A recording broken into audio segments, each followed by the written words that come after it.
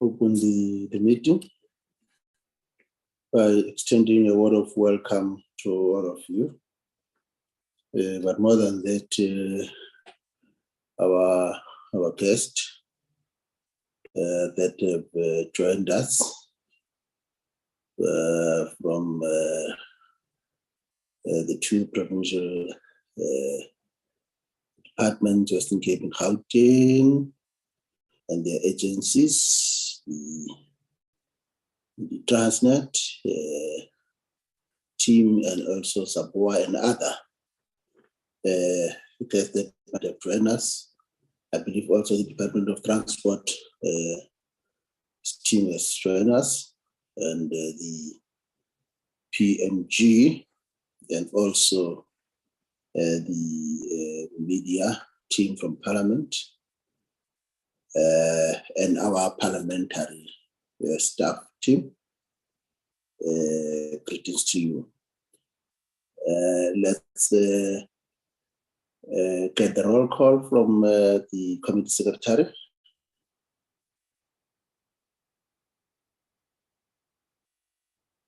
Thank you, Chairperson.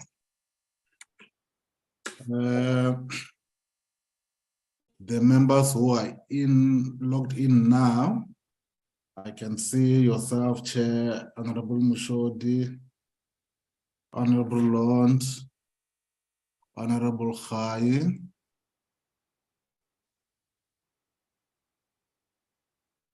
so far, Chairperson, Honorable Matebula, she's gonna log in now, and Honorable Dongo was in. I don't know what happened, so I will have to check with him. Thank you, Chair. Thank you. Any apologies received? No, Chairperson. Okay, all right. Let's note those apologies. And then indicate that today's meeting is to receive the oral submissions on the economic regulation of transport bill. And in terms of the agenda that we have already dealt with item number 1, and then with item number 2, and thereafter 3, all which basically centered around the overview by the content advisor, Dr. Clark, and then the presentation on all issues by the departments that we have, and then thereafter we'll then have a discussion. Without any waste of time, let me give over to the content advisor, Dr. Clark, to lead the charge. Over to you, Dr. Clark.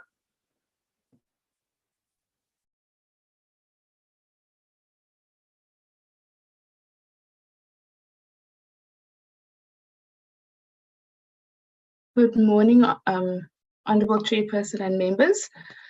My presentation will be brief today. So the Economic Regulation of Transport Bill was passed by the National Assembly, transmitted to the NCOP for concurrence, and referred to the Select Committee on the 27th of September 2022. The department briefed the committee on the bill on 15 March 2025, and on 26 March 2023, my apologies, an advert was placed in national media calling for written submissions on the bill with a deadline of 24 April 2023. The committee will today hear oral submissions on the bill, and on the 14th of June, the department will be afforded opportunity to respond to the written submissions. The objects of the bill is to consolidate the economic regulation of transport within a single framework and policy, to establish the Transport Economic Regulator, to establish the Transport Economic Council, to make consequential amendments to various other acts, and to provide for related incidental matters. Inputs were received from the Western Cape Department of Mobility, who is with us today, will be doing the oral submission. Inputs were also received from Drs. S. Miller and M. Miller, Dr. S. Miller being a senior research fellow at the Johannesburg Institute for Advanced Studies and Dr. M. Miller being at the University of Witwatersrand. Submissions were also received from Transnet Limited, the South African Bus Operators Association, and a joint submission by the Gauteng Transport Authority, Gautrain Management Agency, and the Gauteng Department of Roads and Transports. The presenters in green all being with the committee today to do the oral submissions. Okay, so all that is left for me to really do is to provide an overview of the written submissions of Drs. Miller, who will not be doing their submission today. Drs. Miller essentially, chairperson and members, do not support the bill in its entirety. And they raise 4 main reasons for this. The first one being that the main issues within the transport sector has very little to do with price regulation and is therefore unlikely to be resolved by it. So a lot of the inputs center on the need for public management and governance within the transport sector as a whole, and that being a root cause for a number of the challenges that is being faced by the sector. So they say, for example, that adding the STAIR, the single transport economic regulator, and associated regulatory structures will add cost and complexity without solving any of the fundamental problems in the sector. It also says they're also of the view that given that key operators in the sector are state entities, the state as it is already has the necessary power to determine prices without creating a special separate entity or regulator to do so. So some of the fundamental problems, or what they call the dysfunctionality within the transport sector, for example, failing infrastructure, deteriorating rolling stock, safety problems on the train, etc., will remain even where private operators are now allowed on the infrastructure. They would, in their argument, essentially have to operate in the exact same environment. The second reason for why they do not support the bill is that price regulation,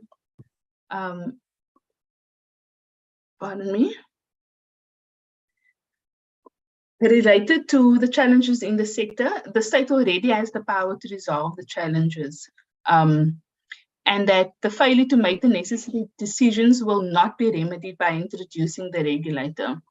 So from their vantage point, their argument is that the problem is that the state, or the shareholder in this case, has not been willing to take difficult decisions to follow through. And the challenge there is that ending high tariffs would also mean reducing Transnet's ability to cross-subsidize loss-making operations and operate without greater efficiency or state support, for example. So their views introducing the STAIR will not resolve this on its own, because the STAIR itself is also a public regulator that will require a public mandate and associated cooperation and support from the shareholder. So in summary, without the political will to do so, the regulator is neither necessary nor sufficient to solve the root causes within the sector, in their view. The second last reason, Chair, the broad regulatory model that would be used does not work in other sectors. And they use the electricity sector as an example. So they draw on the 2012 assessment done for the National Development Plan that at that time already found that the regulatory agencies had not performed as envisioned. So they use the example of the regulatory model that underlies the National Energy Regulator, that despite that provisions in their view have failed to make appropriate tariff allocations to Eskom, as demonstrated by the late rapid escalation in electricity tariffs.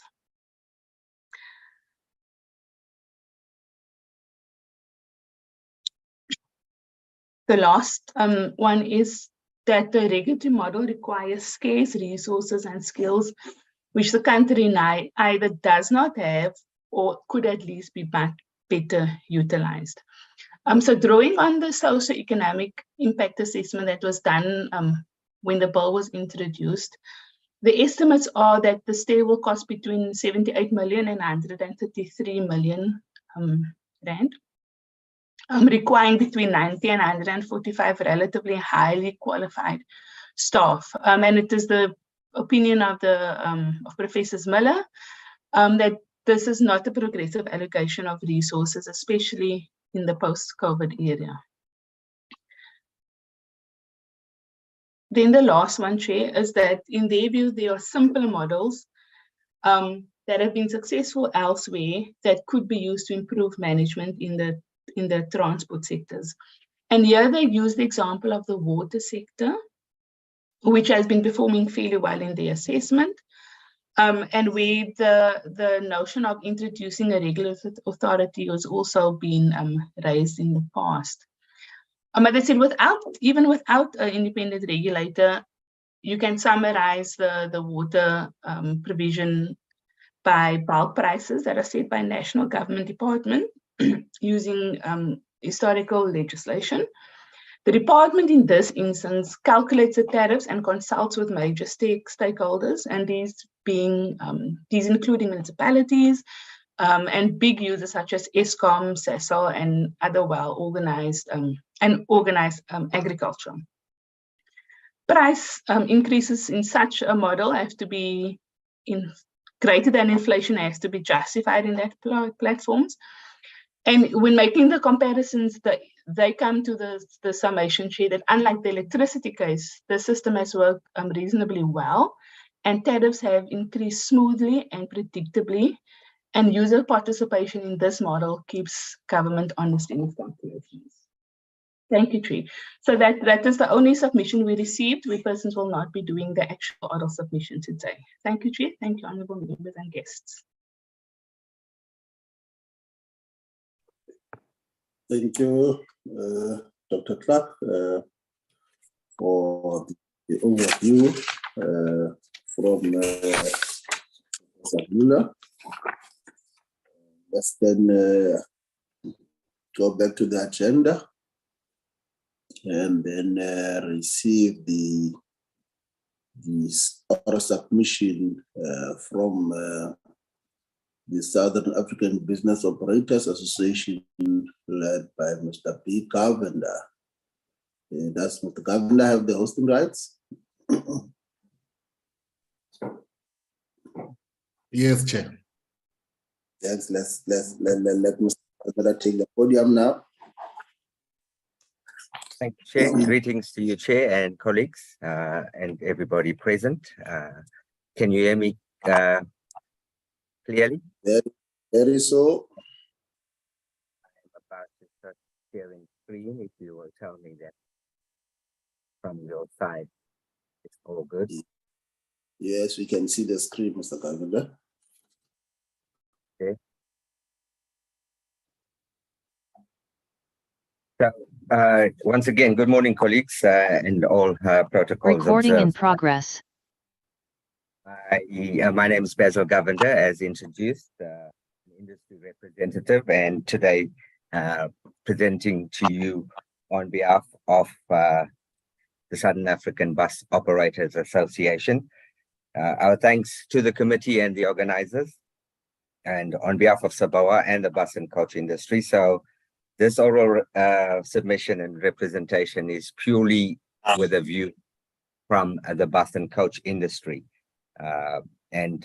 Just on that note, to draw attention to the committee and the House that the bus and coach sector broadly encompasses many subsectors.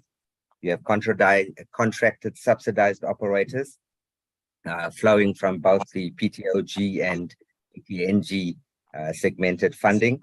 Then you've got scholar, learner, tourism, and charter services, intercity and long distance, cross-border, and commercially contracted services operating within the bus and coach industry. So, Chair, on the screen presentation, we'll summarize the main areas for deliberation and this touches on the submission that we've made in writing as well to the committee.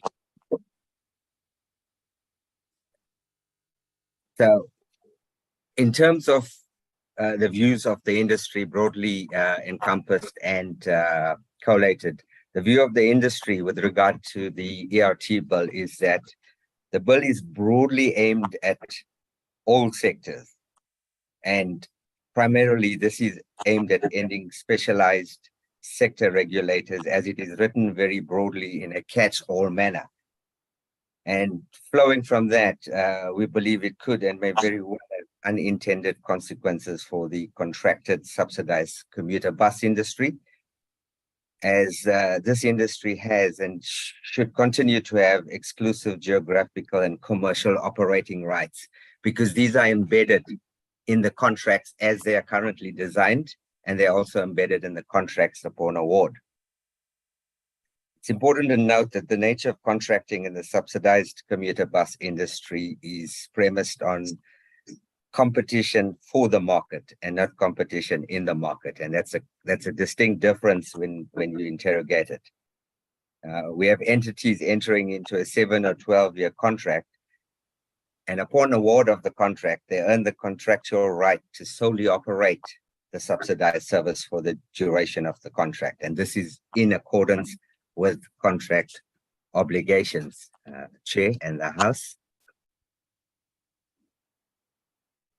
Speaking a bit more about contracting agreements, by default, the contracting agreement then creates an environment where successful operators will have market dominance, if you look at it in the pure terminology, as far as bus services are concerned. Then this therefore brings to the fore the applicability of this bill to the subsidized bus commuter industry. And with that applicability comes a litany of concerns. They've been tabled in detail with the submission sent, but SABOA is of the view that the subsidized commuter industry should be exempt from the market dominance definition. And we say that for the following reasons.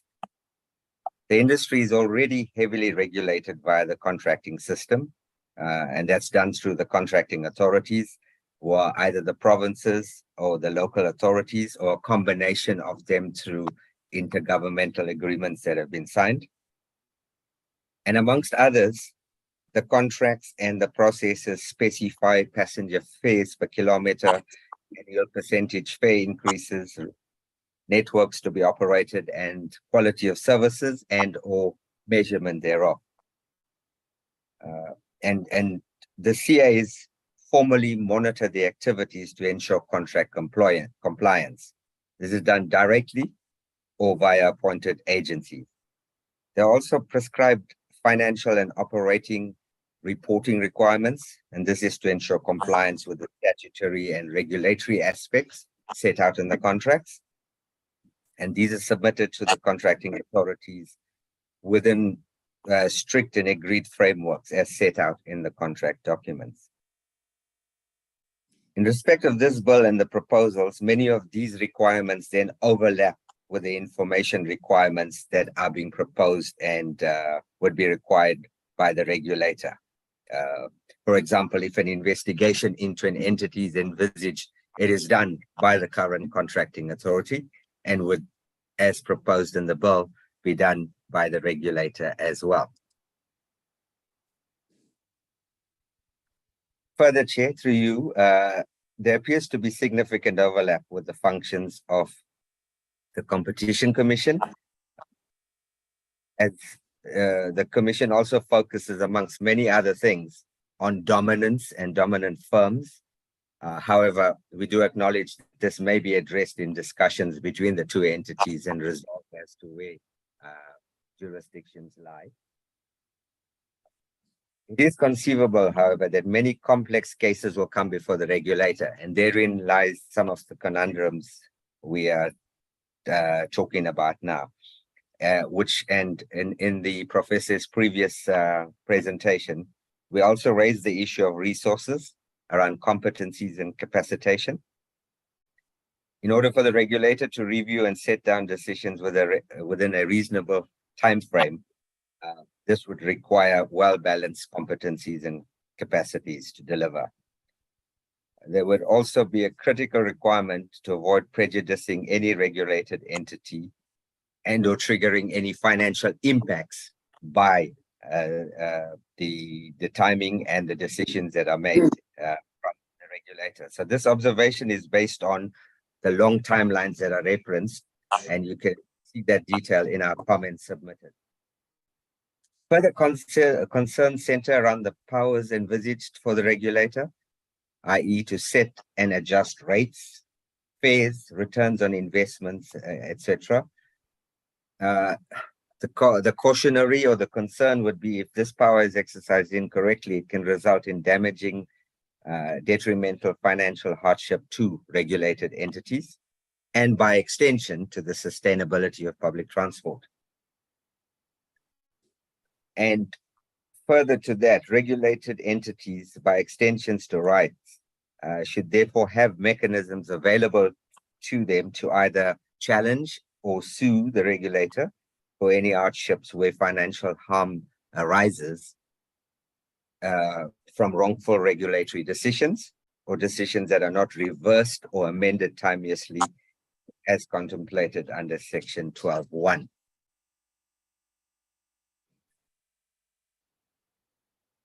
Chair, then talking to some of the specific aspects around the bill, and I've referenced them there, and this is in the detail submission as well. In Part B, where Part B and subclause C, we believe from a comment point of view that these objectives are normally pursued in the public transport contracting system via the contracted stipulations. Now, it poses the question, how will these requirements then translate or dovetail with the objective set out in the bill for the regulator? And in Part B2, where the purpose of the act is, of this act are to be pursued in a manner that promotes the development and small and medium enterprises, fully agreed and fully concurred. However, again, these requirements are well covered in the current contracting regime, to the extent that the current model tender documents have prescribed a set aside of 30% for the total value of the contracts awarded to the winning bidder and towards the development and promotion of small and medium enterprises. So it is proposed here that the focus should be on the entire industry and not necessarily larger businesses with a focus to onerous impositions on them. Chair, then in terms of the application of the Act, Section 4.4 and A, we are commenting that by definition, when a commuter bus contract is awarded to a public transport contractor for 7 to 12 years, whether it be tendered or negotiated, the operator will have market power by virtue of the design of the contract and the system implementation. By that, I mean no other operator is allowed to compete with this operator, as the market entry is regulated through a permit system and the routes are defined and allocated. So in terms of what the application of the Act is proposing, we say that these stipulations will have far-reaching implications for the NDOT and or flow-through of the competitive tender system that is based on competition for the market and not in the market.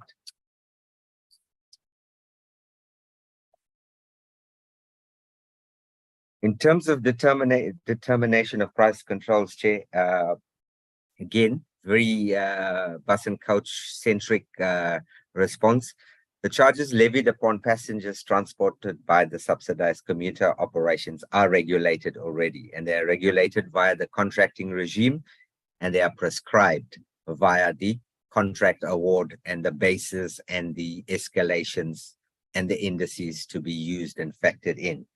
So the question we would ask is, how does Section 11.2a, how will the 11.2a be applied in this case? Further comments on the determination of price controls with regards to 11.1. again, we draw reference that the charges levied upon passengers transported by the commuter transport are prescribed. That's just a duplication there. My apologies. Going to the next one. This, we believe, is a pretty drastic intervention and measure, where we're saying every regulated entity is subject to price regulation in accordance with a price control as determined by the regulator.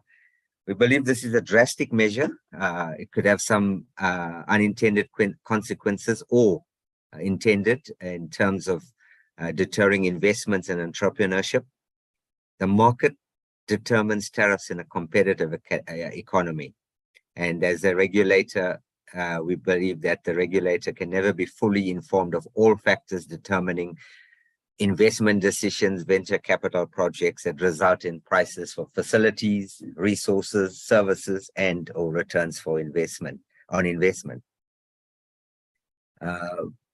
The more serious unintended consequences, Chair, and for the House, for investments in the transportation sector by the private sector is the impact both locally and internationally.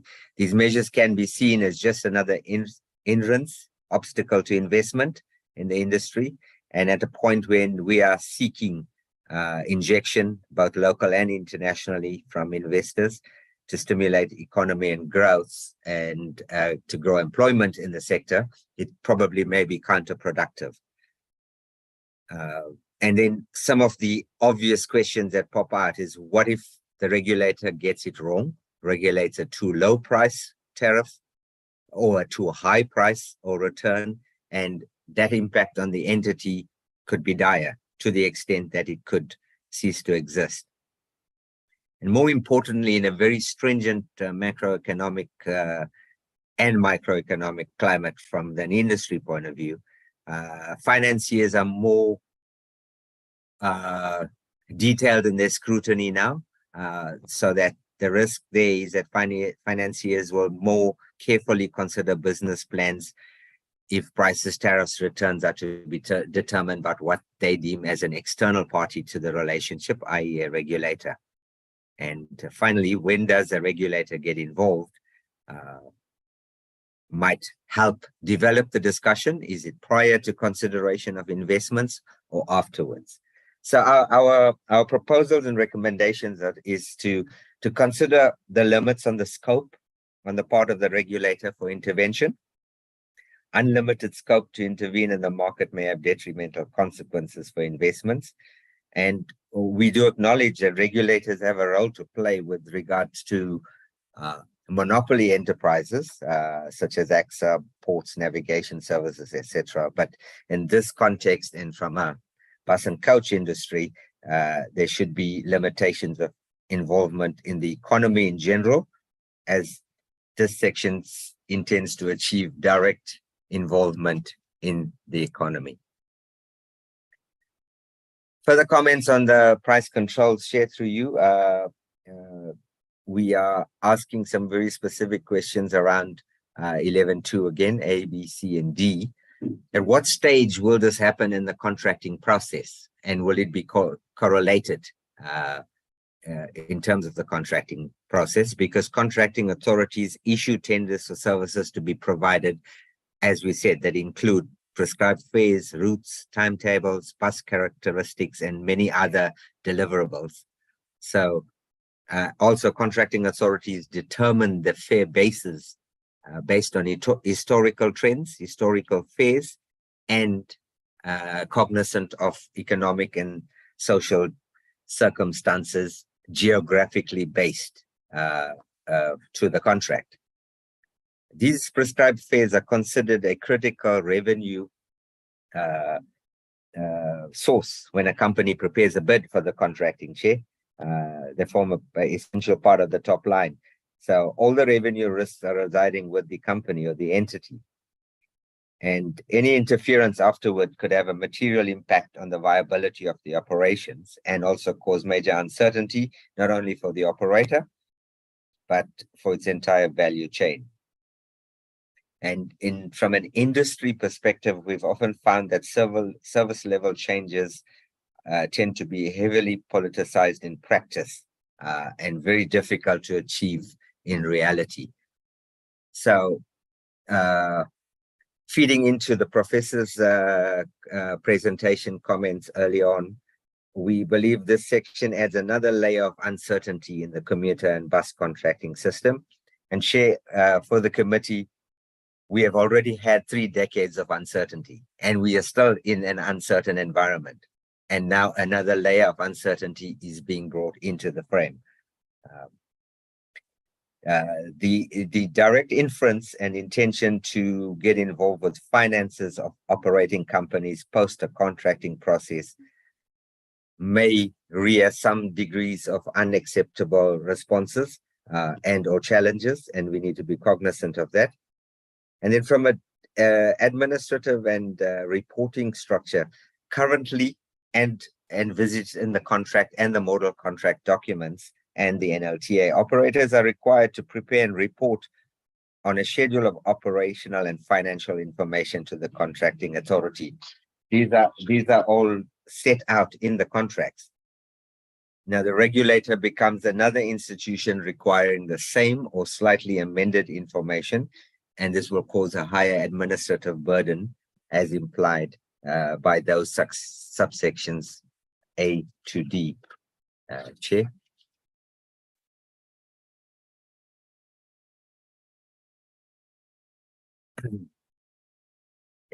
In terms of further comments on the determination of price controls, Chair, through you, Chair, 11.7,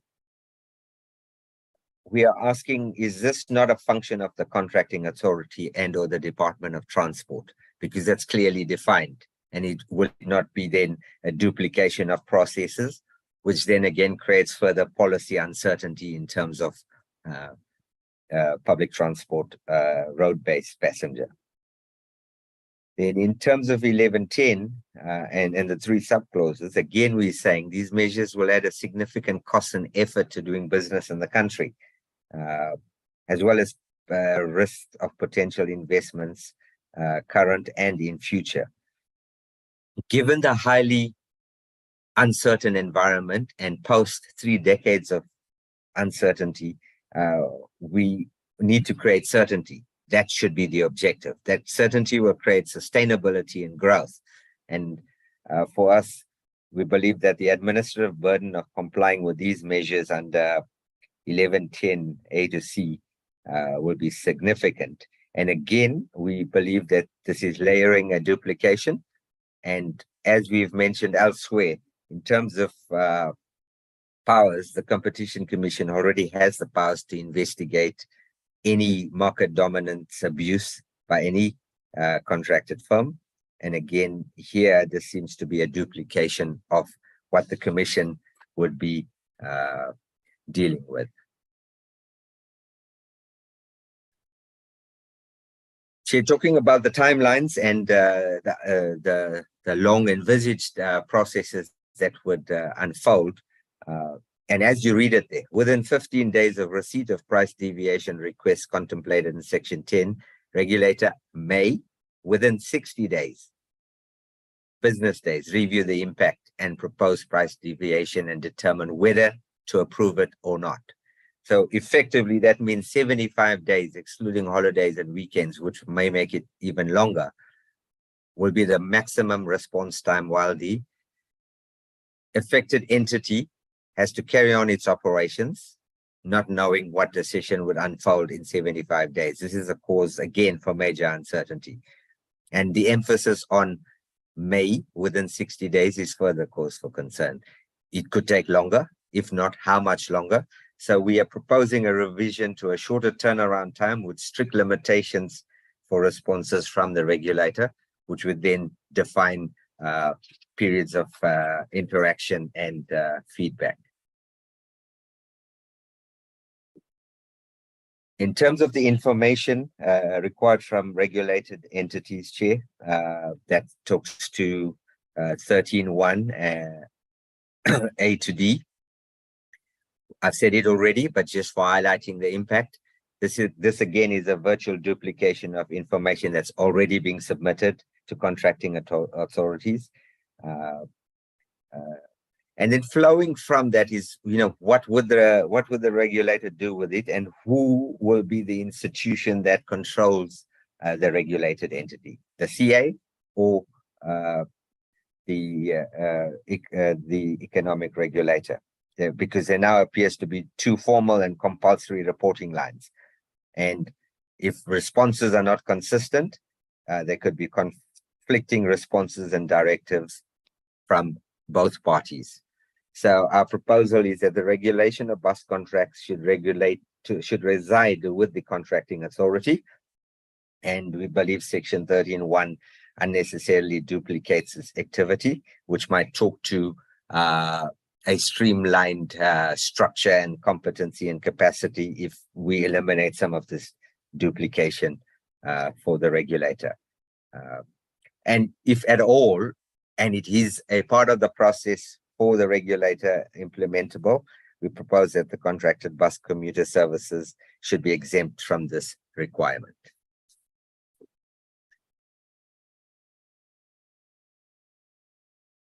So, Chair, in terms of the direct price control reduction, and this is the last point I would talk to, the total annual financial cost of reduction to the regulated entity may not exceed more than 10% of the entity's annual turnover of its regulated business during the entity's preceding financial year. We believe that this threshold seems high, and it could have a material impact on the entity's financial sustainability. We would like, if necessary and applicable, a discussion as to how that number was determined. Because as it stands in the environment, margins in the contracted bus commuter contracting systems are very slim. By nature of the capped funding for public transport, it calls for absolute pencil sharp costing with narrow margins and tight management and efficiencies. And these are set in a bid process. So looking for further reduction or further price control reductions will severely threaten sustainability. And then further to that, how will the regulator respond after reducing tariffs or amending returns on investment percentages of entities? Should then such an entity embark on a cost reduction process, which is inevitable? It's a forced process of saying we have no option but to reduce labor, delay investment and capex injections. That all has a multiplier effect. So the proposal here would be that directors at reducing tariffs and returns on investment of a regulated entity cut to the heart of a business model. This is a too high percentage and should be reconsidered on further discussion. And Chair, through you, I wish to thank you and the House for the time and the opportunity to make oral submissions on behalf of the industry. Thank you very much. Thank you. Thank you, Mr. Govender from Saboa for the presentation. We appeal to the members to note the clarification questions that they have, and then after we have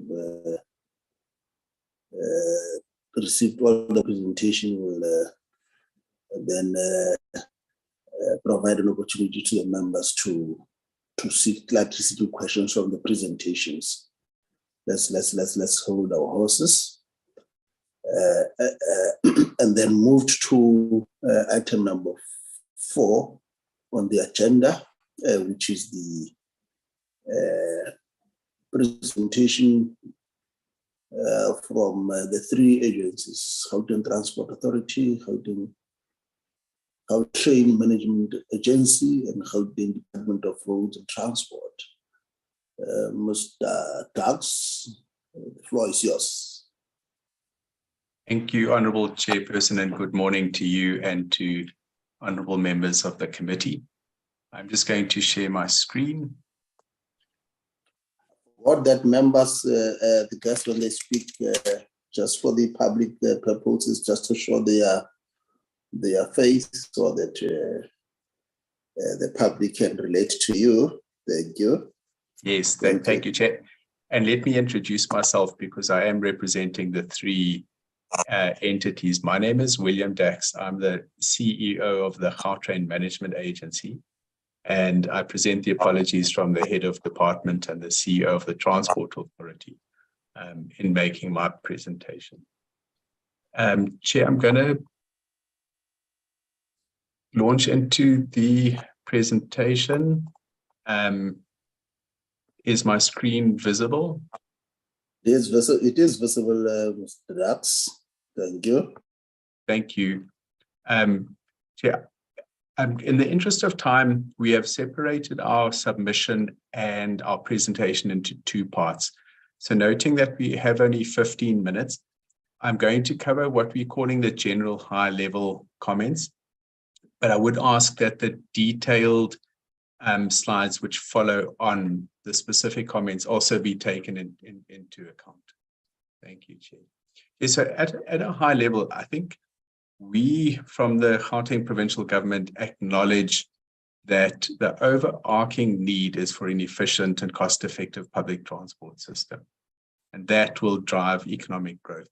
And as such, we welcome and support the bill in principle.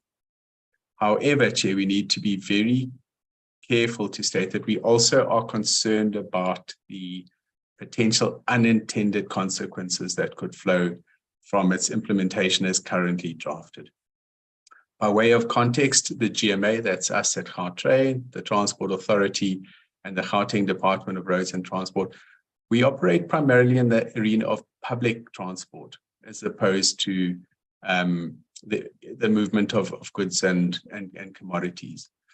And we see the need to strike a very careful balance between achieving the need for efficient and cost-effective public transport systems with just making sure that the regulation actually works and achieves these objectives. As I said, we come from a public transport background, but we also are involved in a number of public-private partnerships. And I think it's very important that we all acknowledge that there's another policy imperative in this country, and that is to bridge what people call the infrastructure gap.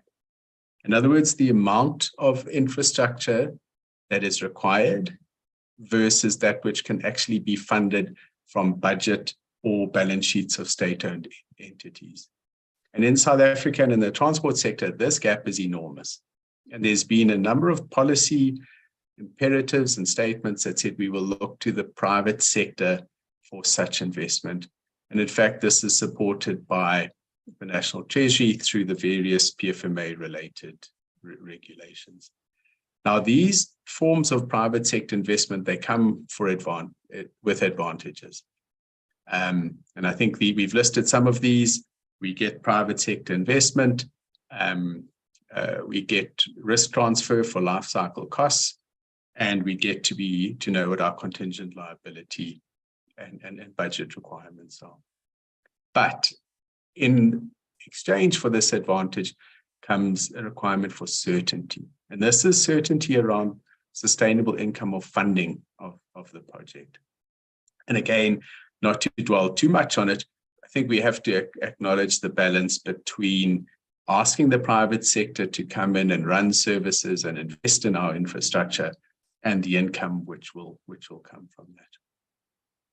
So this is where, hypothetically, we could have an economic regulator for transport who comes in and says that where there is, and particularly I'm referring to public transport, Chair, there is a need to change the fares that are charged to users. And I think we're all aware that public transport is a subsidized service in this country, in all regards except the minibus taxi industry. And the moment that we change that user pay amount, we impact on the amount which is required from the government entity. And in this case, should it apply to the provincial government, it would come through to the Gauteng Provincial Treasury, and to the Gauteng Department of Roads and Transport. Section 11 of the Act tries to deal with this. I think it's Section 5, and it requires that there be consultation with the subsidizing party, but we feel that this is too light, and consultation is limited to areas such as coordination of budget cycles, changes to service levels, etc., and not necessarily taking into account the financial constraints of the departments and entities. So we recommend, Chair, that the bill be absolutely explicit in whether it is applicable to public transport and PPP projects, and if so, how.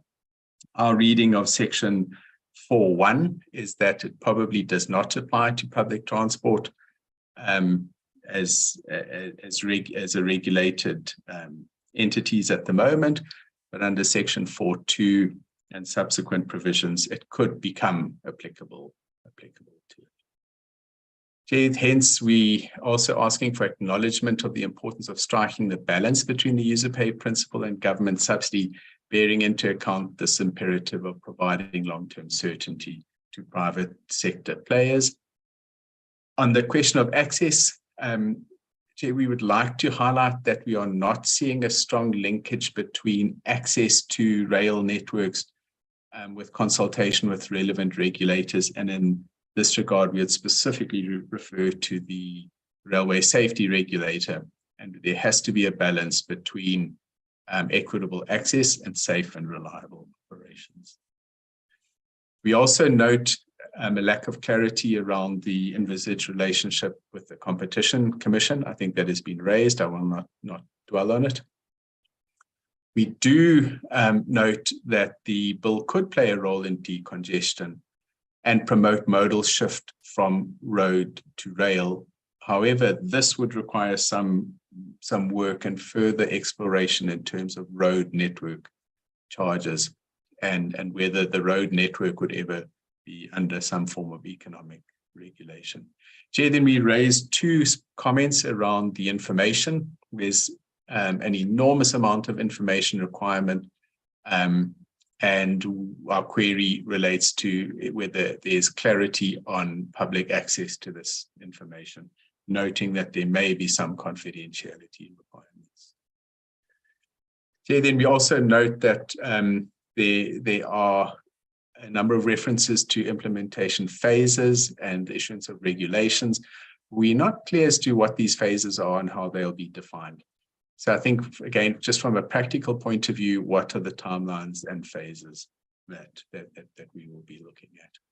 Chair, I'm going to stop there. There are, as I indicated, further slides relating to specific comments, but these are intended from our submission to be useful to the drafters, and I think our general presentation will suffice for today in terms of the select committee. Thank you very much, Chair.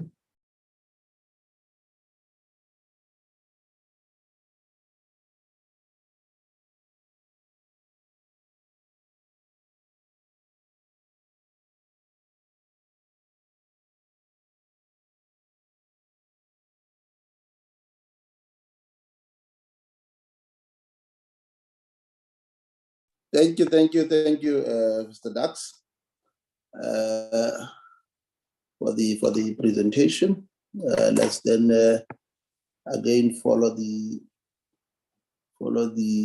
same approach in terms of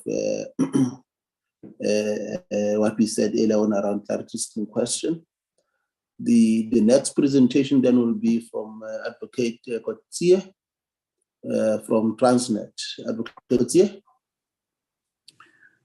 Good morning, Honourable Chairperson and members of the committee. I'm Sandra Kutsia, the Chief Legal Officer of Transnet. I will be sharing my presentation responsibilities with my colleague, Dr. Andrew Shaw. Also present in the meeting from Transnet is Mr. Kapai Pahla Muhlaka, who is standing in as the acting Chief Executive Officer of Transnet for Ms. Portia Darby. I'll also be joined by Ms. Dineshni Govender and Mr. Mondi Nkole. Mr. Chairperson, as has been indicated, Transnet did provide prior written and verbal submissions to Parliament on this bill. And we wish to thank the committee for an opportunity to again present to you our key concerns associated with this bill. In view of our earlier submissions to Parliament, we would in particular today want to focus on aspects associated with price control regulation as it relates to rail freight transportation. My colleague, Dr. Andrew Shaw, will in particular provide the context and implication concerns as it relates to economically sustaining the rail infrastructure and fair competition in terms of railway operations. Mr. Chairperson, it just so happens that a number of the other generic concerns that Transnet has with regard to this bill have been touched on by the previous speakers. So we will limit our presentation on that. However, I will still cover aspects that we believe requires further emphasis. I will then, in considering the time allocated to Transnet, suggest that my colleague spends about 10 to 12 minutes on the aspects particularly associated with price control regulation. And I will then address the particular emphasis that Transnet would like to place on certain generic aspects and also for the benefit of the committee.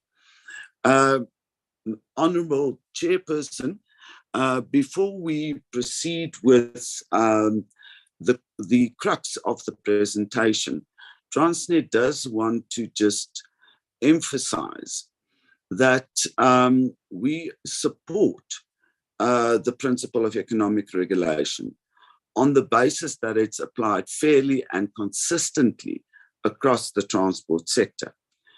Thus, we support the consolidation of economic regulation of transport within a single framework, policy, and a single regulator. We also support the establishment of the regulator as a functionary to sign off on prices, tariffs, track access, as imposed on regulated entities.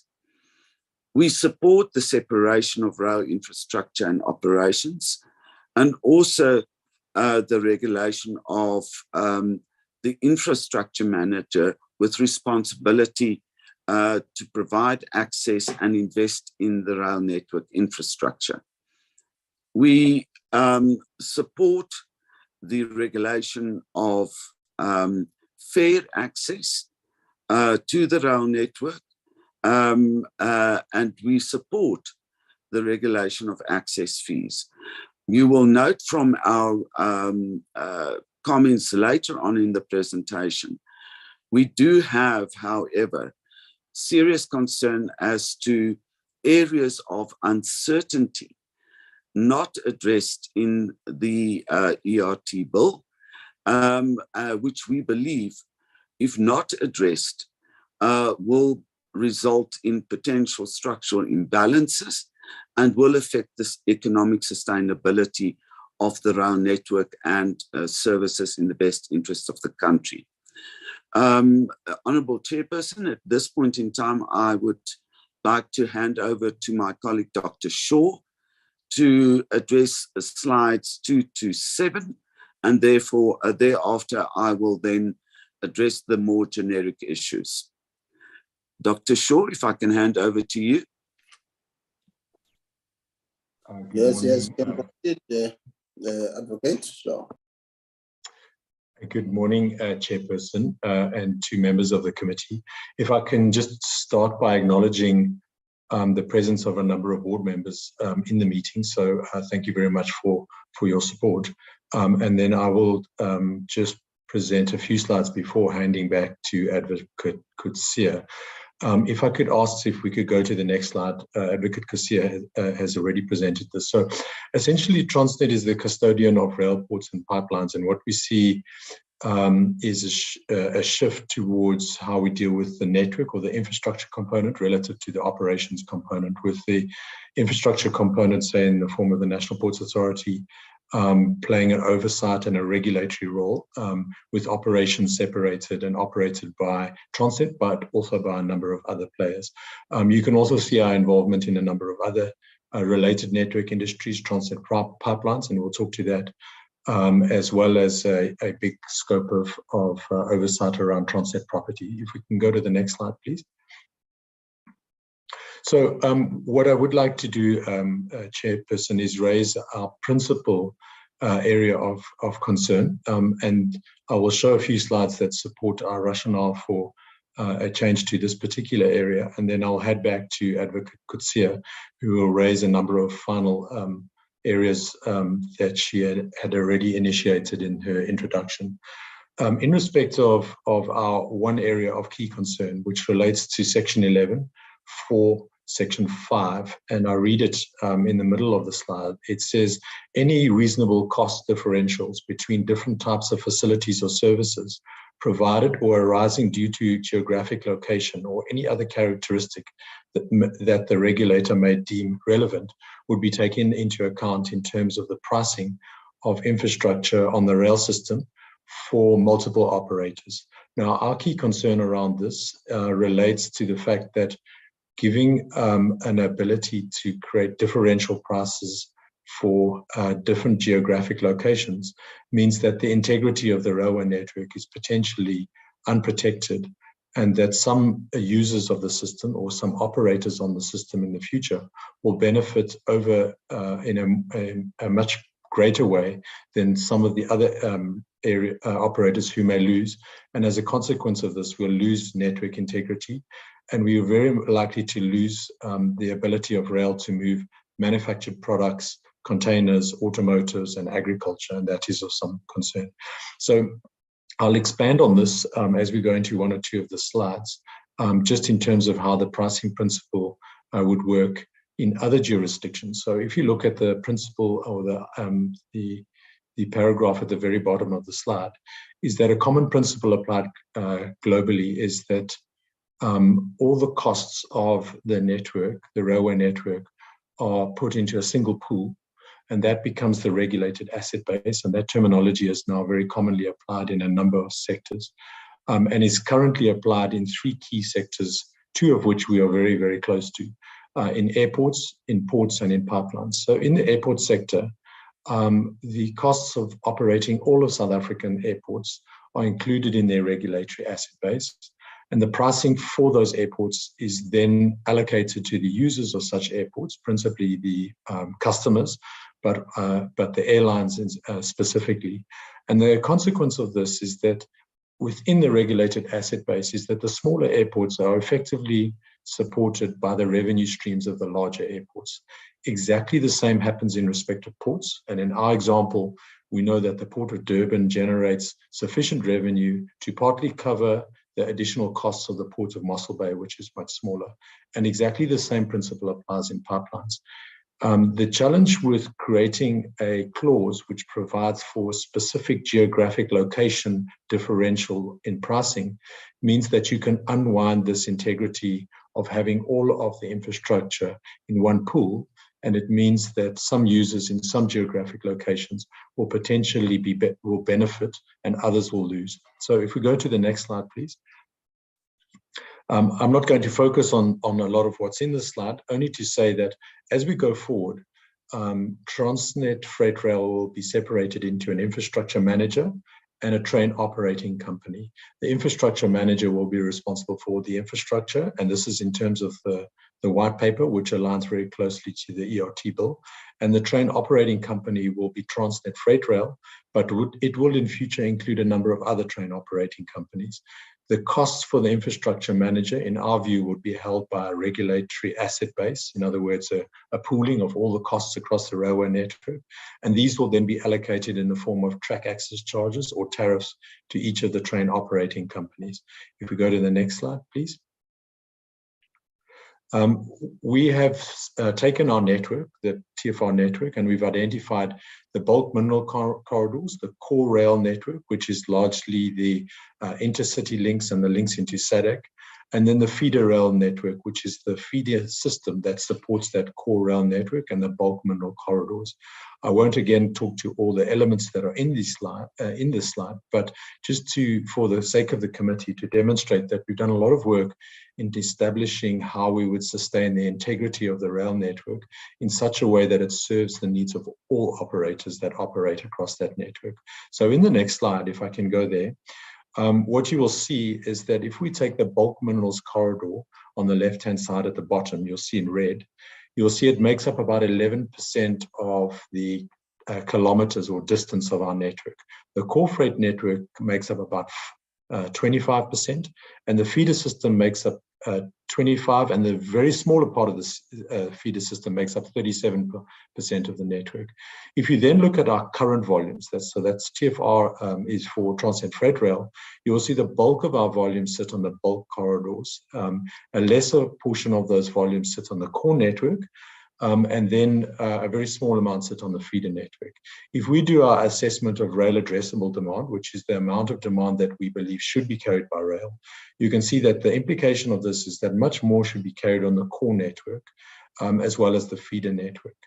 The basis for creating geographical separation in pricing means that the bulk mineral corridors would benefit, and the core freight network and feeder system would not benefit by a principle of geographic separation in pricing. So let me give you an example.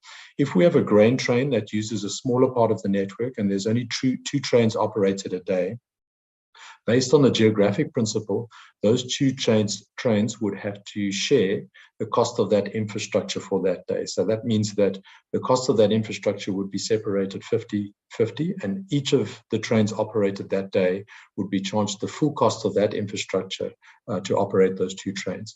If we take some of the bulk minerals corridors, which have very intensive operations, and we have, say, 10 trains operating on one of those corridors, the cost of that infrastructure would be divided in such a way that 10% of the cost would be allocated to each of the trains on that particular corridor, on that particular geographic part of the network. The result of that is that the bulk mineral corridors will benefit from this geographical principle in pricing, and the core freight and the feeder system will disbenefit. In other words, the areas that are less utilized but provide network integrity will end up paying higher relative costs than the bulk corridors. And our analysis demonstrates that the losers in this would be container flows, automotive, where we're moving cars across the network, agriculture, manufactured products, and those kind of smaller parts of the network which serve the smallest cities and metros across South Africa. And so from that standpoint, we would like the concept of geographical pricing to be removed from the ERT bill. I'm going to hand back to Advocate Coetzee, if I could, to deal with the final few elements of the presentation. Thank you very much.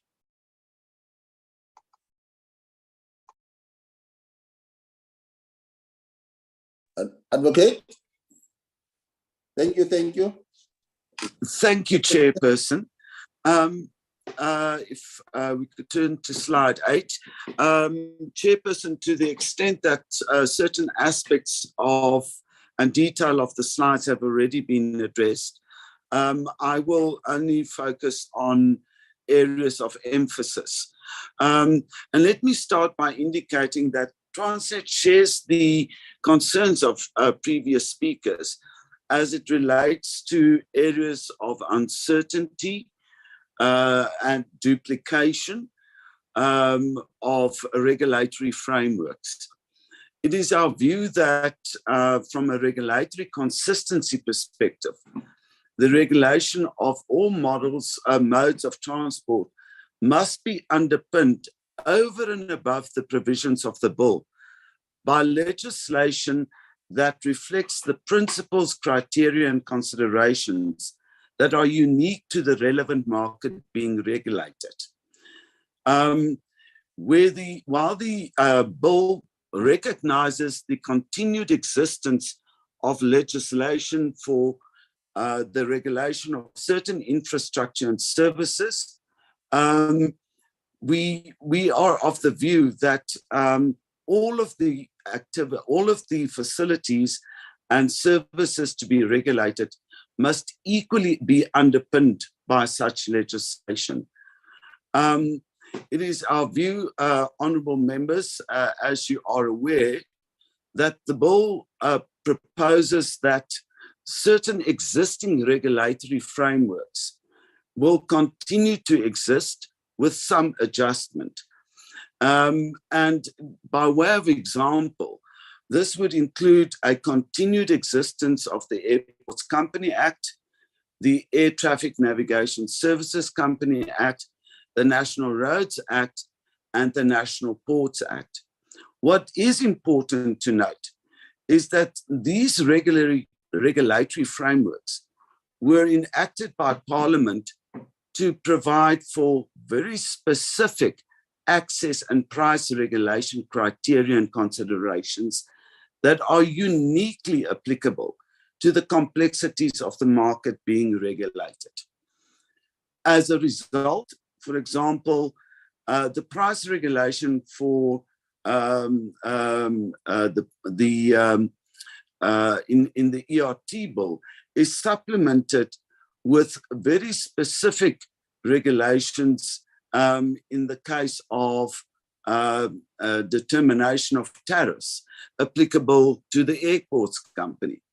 Over and above Section 11, which regulates price control in the ERT bill, Section 12 of the Airports Company Act has very specific considerations that relate to the continued economic health of the airport system in South Africa that needs to be considered over and above what is provided for in Section 11 of the bill.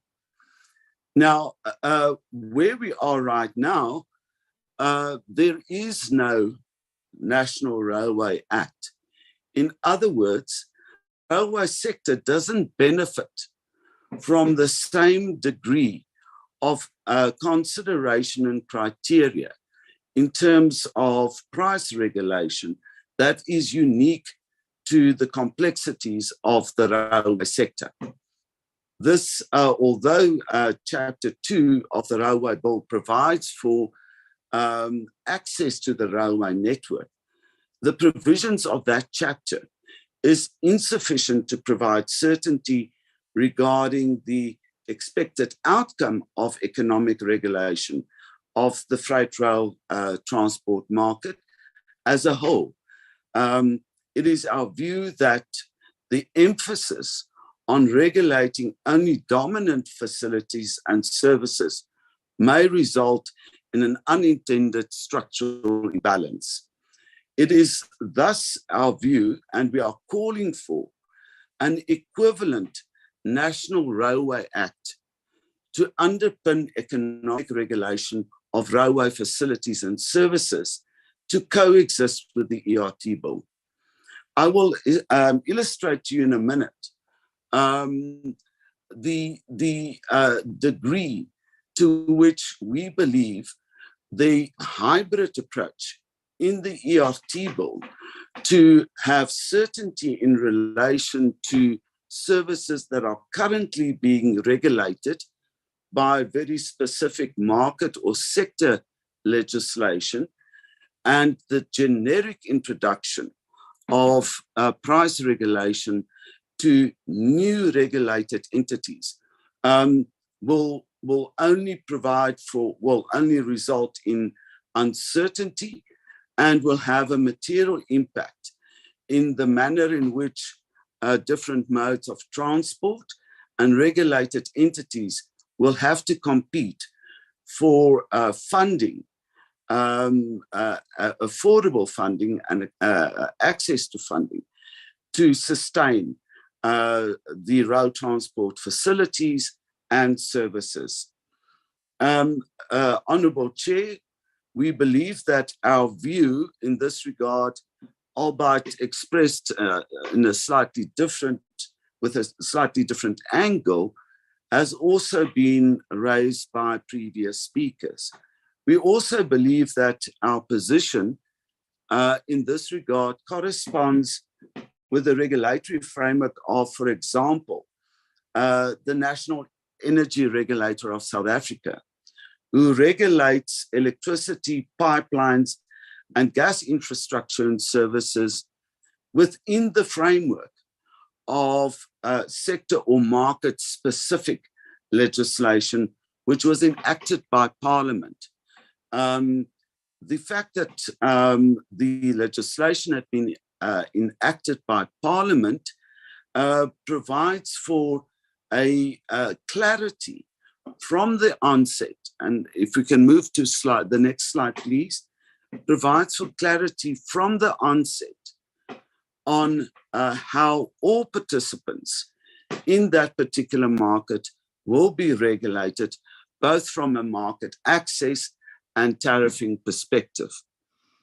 We believe, Honourable Chairperson, that in other words, that the ERT bill should regulate competitiveness holistically. In relation to the railway sector, it is our belief that the ERT bill, supplemented with a National Railway Act, should focus on licensing of all railway facilities and services as a whole, and not principally only focus on regulating price control for dominant entities. It is our view that the licensing of all railway operators will be critical to ensure that all industry players understand their position and responsibilities within the sector. It is our view that licensing will promote accountability of all individual operators in the public interest and encourage effective and efficient working relationships between the individual industry players. It is our view that the regulator should strive to obtain and implement principles of capital maintenance, which is premised on full cost recovery plus the cost of capital maintenance. As it stands, Transnet is already struggling to sustainably maintain the cost of providing rail network in a sustainable condition, having regard to the current economic and financial climate. It is our view, Honourable Chair, and this was also raised by other speakers, that there is a serious concern with regard to the considerable overlaps of the bill with the Competition Act and the mandate and scope of regulation provided for in this Act. It is our view that the Transport Economic Regulator should leave the regulation of abuse of dominance to the Competition Commission, recognizing that over the years, the necessary expertise to regulate abuse of dominance has been well established with the Commission and the Tribunal, and that associated jurisprudence has been well established in that regard. Just to confirm, our view is that the transport economic regulator should focus on fair regulation of all participants in a sector to ensure that those participants are licensed and their license conditions apply equally across all participants in the relevant sector, and leave abuse of dominance to the Competition Commission. If we can go to the next slide, Chair, thank you. A matter that has also been raised, which we would like to give particular emphasis to, is our concern with the rising cost of economic regulation. In the railway sector, Transnet and other railway operators, network operators, are already subject to very steep regulatory fees in relation to or as imposed by the railway safety regulator. It is our view that the ERT bill will add a huge financial burden to regulated entities, especially if that burden is only carried by regulated dominant entities. It is our view that it does and will continue to have an impact on the cost of doing business. The ability to pass through those costs to customers will have a direct impact on us achieving our objective to reduce the cost of transport, to ensure that we remain competitive, globally competitive, especially as far as the transportation of export commodities are concerned. It is also our view that through the duplication and overlap of mandate between the Competition Commission, through the potential structural imbalances introduced by the inconsistent degree of regulatory certainty between the different modes of transport, that the objectives of the National Development Plan to reduce the cost of transport and logistics in the country will in fact be impaired. We do believe that we require clarity on the funding of the regulator, to the extent that if the regulation, the ambit of regulation is going to be limited to only dominant firms, we believe that those dominant firms will carry a huge burden in terms of sustaining a structure, regulatory structure, which should be intended to be to the benefit of a sector as a whole. Chair, I will end our presentation at this point. Again, we wish to thank the committee for your time and attendance to this matter.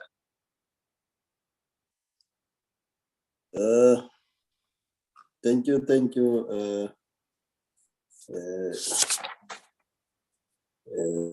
Kate, you did indicate that there are board members that have joined you. Maybe they can just introduce themselves before we get into that decision question. And before we get to the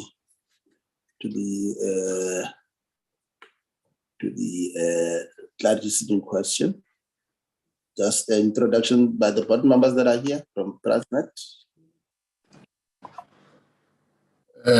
Good morning, Chairperson. My name is Popo Molefe. I'm Chairman of the Board of Transnet.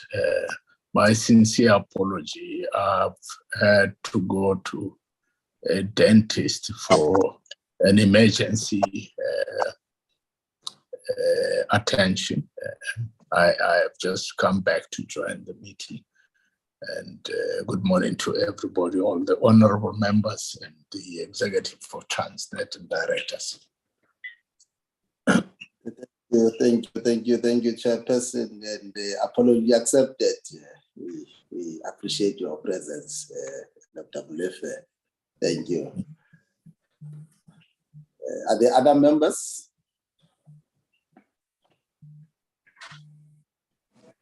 Yes, good morning, Chairperson. My name is Dimakatso Matsoga, and I'm a board member at Transnet as well.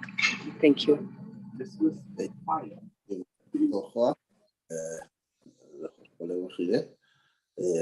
Other members? I guess those are the only members that we have from the board. Your presence is highly appreciated, and special word of appreciation to the chairperson. We will then move to the presentation by the Western Cape Government, Department of Mobility, Advocate Ricardo Collins. Good day, Chair and honorable members, colleagues. Thank you very much. I'll just share my screen with you. You will let me know if it's visible, Chairperson. It is indeed visible. Thank you very much. Just put it in slide mode. Thank you. And just as you know, per the request of the Chairperson, perhaps just by way of introduction and that people can put a face to the name. I'm Advocate Ricardo Collins. I'm a director in the Mobility Department in the Western Cape Government, and primarily responsible for land transport contracts within that particular department. Chairperson, I'm not going to take up a lot of the time, and I think perhaps it's the benefit or non-benefit of being last on the agenda that your colleagues would have covered substantially some of the comments that you've made. The presentation is really just a high-level overview of the comments that's been made by the department, and does not seek to replace the comments made by the department. And our submission would be if the committee could kindly consider this in collaboration with one another, the presentation and the comments that's been made. We've largely covered, I think, Chairperson. Let's just move to the next slide. So the presentation aims at this stage is to provide obviously an overview, which I would skip through, Chairperson, with your permission, given the overviews that has been discussed by previous presenters, just really to provide a high level and a highlight over the Western Cape Government position, and trying to encapsulate the main motivations for its position, and also then provide some recommendations to the department in as far as it relates to the refinement of the bill. So just in terms of the purport, the only thing that I really want to highlight on this is that we note that this bill has been coming since 2018. During the previous iterations, the department did provide some input, and we are glad to see that some of this input has been taken up in the latest iteration of the bill, to really just enhance the applicability of it and deal with some of the challenges that we foresaw at this stage, at those particular stages. The province just want to comment, obviously, those improvements that has been made to the bill over the years, specifically and notably the broadening of the powers of the Transport Economic Regulator, at the behest of the ports regulator, would likely be more effective regulation from our perspective, at least in this regard.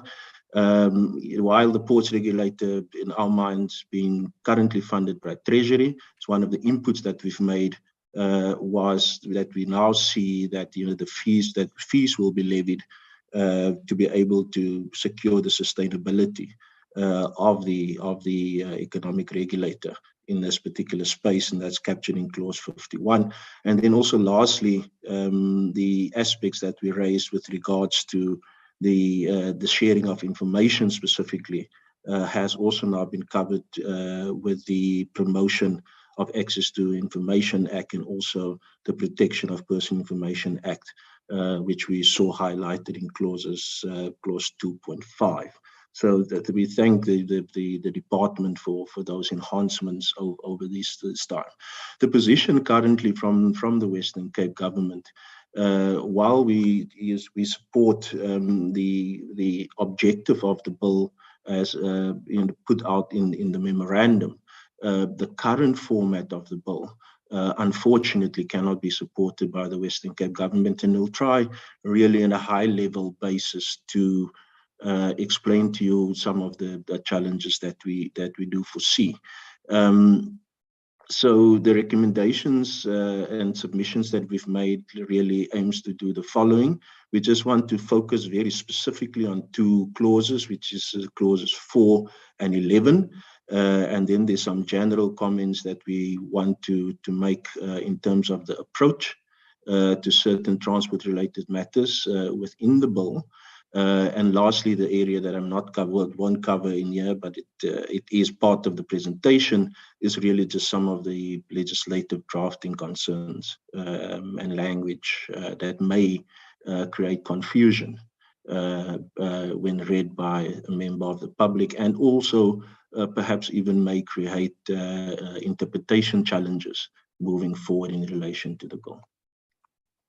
So as part of the review of the bill in 2020, the province notes two clauses specifically, as I've indicated, clauses 4 and clauses 11. And while the province has prepared detailed recommendations on most of the clauses in the bill, the two of the above mentioned clauses will be specifically highlighted to you. We see the concerns, I think, raised by Sabawa, Mr. Govender, that was the first presenter, given what is specifically highlighted in clause 4.2 of the amendment bill, and we just really want to be, highlight the preconditions of efficiency and cost effectiveness do not exist in the market concerned, where it speaks of the 70% of the market concerned. It is assumed that the current, at this stage at least, that the IPTNs as we know them may fall into the above category. And it's not clear really how the bill intends trying to deal with this specific element. We know that the municipalities, when they go through a tender process or a negotiated process in terms of the NLTA, the municipality sets a single tariff, although there may be multiple operators in a particular space. The same applies obviously to the public transport operations grant, and specifically in the Western Cape, Golden Arrow Bus Services is the single operator in this particular space. The nature of the current public transport industry is subsidized, is that subsidized services sometimes appear to compete with unsubsidized services. In reality, is that the subsidized service usually provides a minimum level of quality and reliability and inverted commas dependability, which may not be evident in the unsubsidized service market. It would therefore be problematic to attempt to regulate the service where a single prescribed tariff may have an adverse outcome on the quality of the service provided. So just the recommendations from our side as the department, it is submitted that a more suitable proposal, one which would serve the purpose of introducing certain certainty, would be for a single declaration by the minister after consultation with the regulator, that the listed regulators be incorporated into the regulator. So subsequent to the declaration by the notice in the Gazette, the relevant regulators are then given a 3-year period within which to institute the necessary legislative reforms as it stands at the moment. the imposition of the regulations on a service which appears to be uncompetitive, but where in actual fact there are different levels of services being provided. So example, we supply-led service versus the scheduled demand-led service is hopefully catered for by clause 4.2, but note it made here of the risk of the minister imposing regulations without due consultation with the provincial and or the municipal authority in the area of the service. So the key thing here really is that that the new clause we would propose would be inserted, which makes it clear that the regulator must consult with the effective provincial and municipal authorities with respect to the services or entities that it's to be regulated in their particular area. This is really also on the back, Chairperson, of the fact that we currently sit, albeit not this committee, that deals specifically with issues of constitutionality when it comes to the National Land Transport Amendment Bill as well, that the various spheres of government claiming their space in particular areas when it comes to transport, and in this case particularly public transport, that we should not lose sight of the role that the provinces and municipalities should be playing in as far as it relates to this particular matter.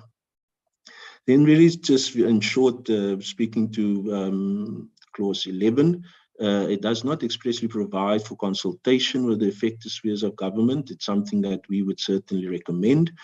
It is unclear from clause 11.1 whether the intention of the bill to regulate any transport-related fees or tariffs set by other spheres of government.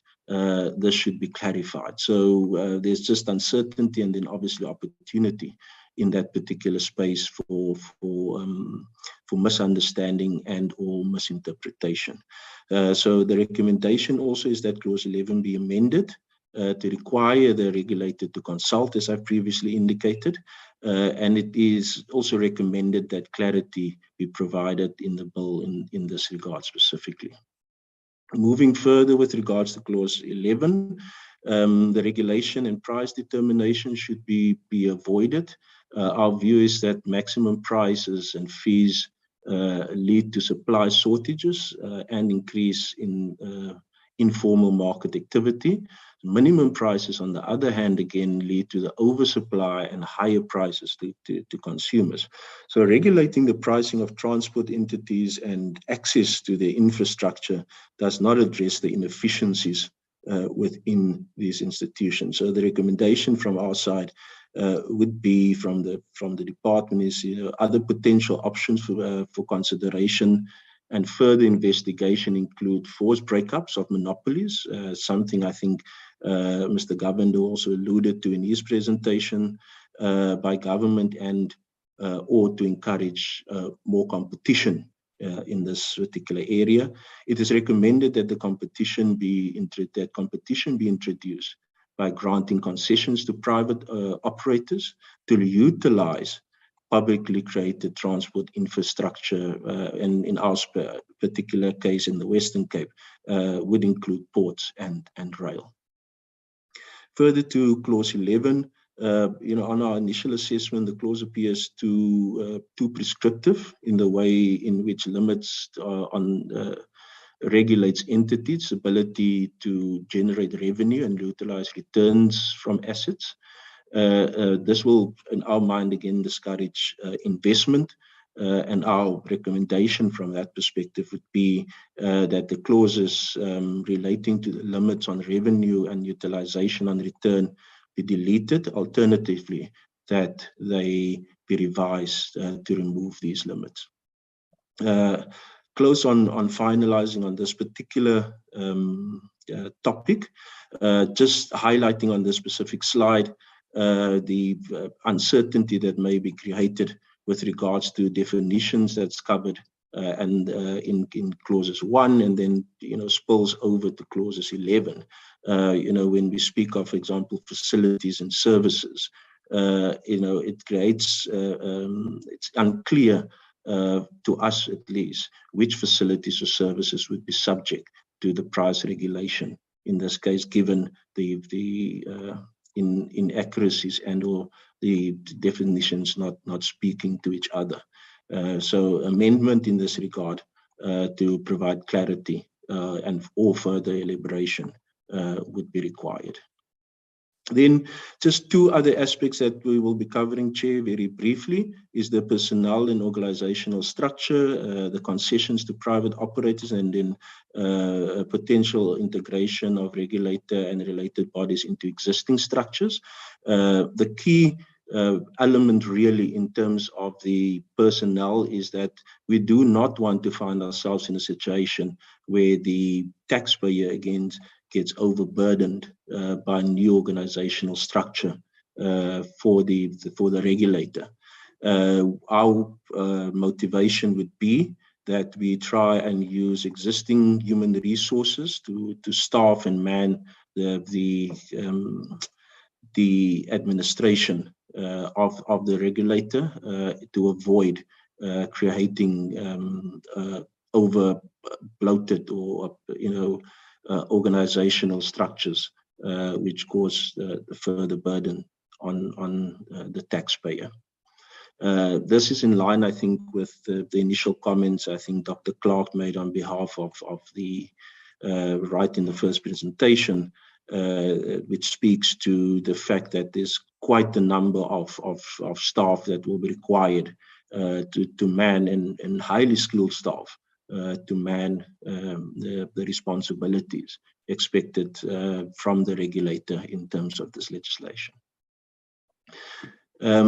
Just further comment in terms of concessions. Following our comments in 2020, it's apparent the objectives of the memorandum on the objects of the bill, that the intention of the bill to address the following is the consequences of the current ills of transport and transport infrastructure, the domination by large inefficient state-owned companies with a high degree of market power over infrastructure and services. So our recommendation from a provincial perspective would be is that the province submit that competition should be introduced by granting concessions to private operators to utilize public created transport infrastructure, as I've alluded to earlier, which includes ports and rail.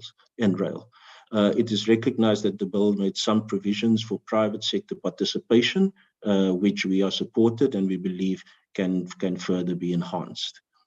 Then potential integration. The bill envisages the establishment of the regulator with a panel and a board with various officers, the establishment of various bodies, and the appointment of officers should not become an additional burden to the taxpayer, while the bill attempts to address this by ensuring that the regulator is partly funded through levies against the industry.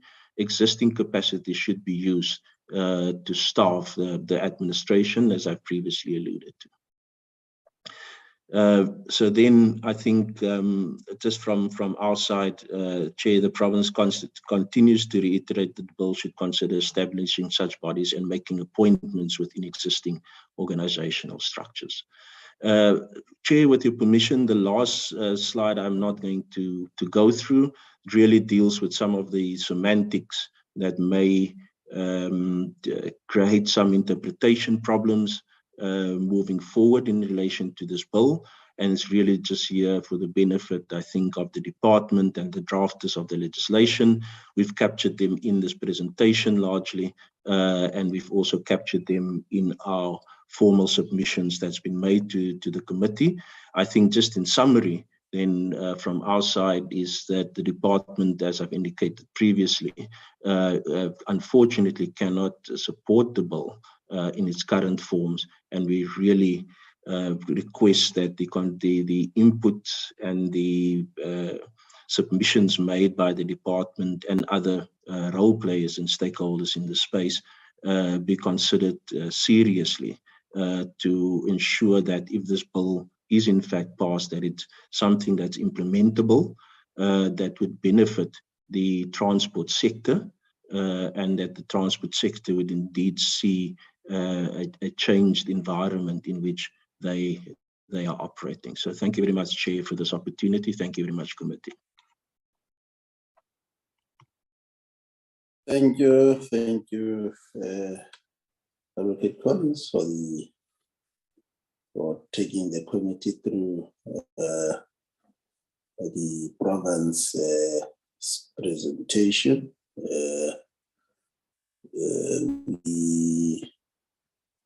We will now probably then allow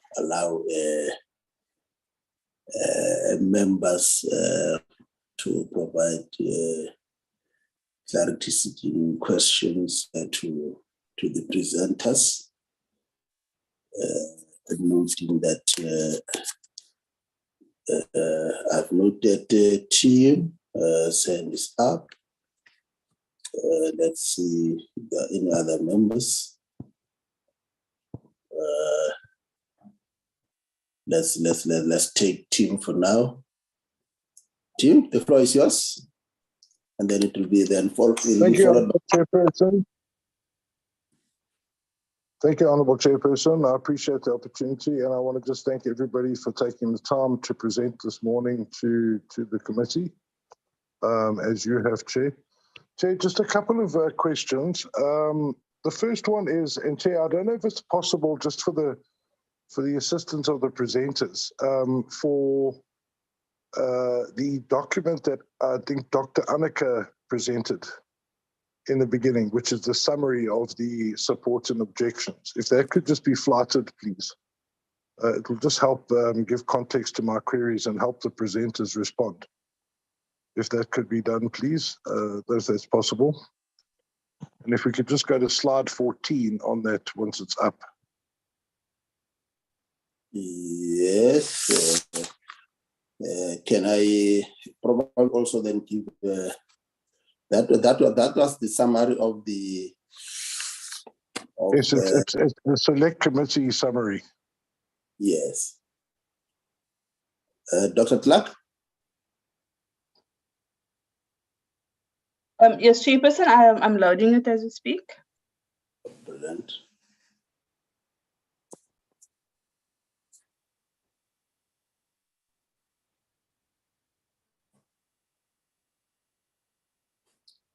From Professor Muller. Okay, yes. Well, thank you very much. If we could just go to slide 14.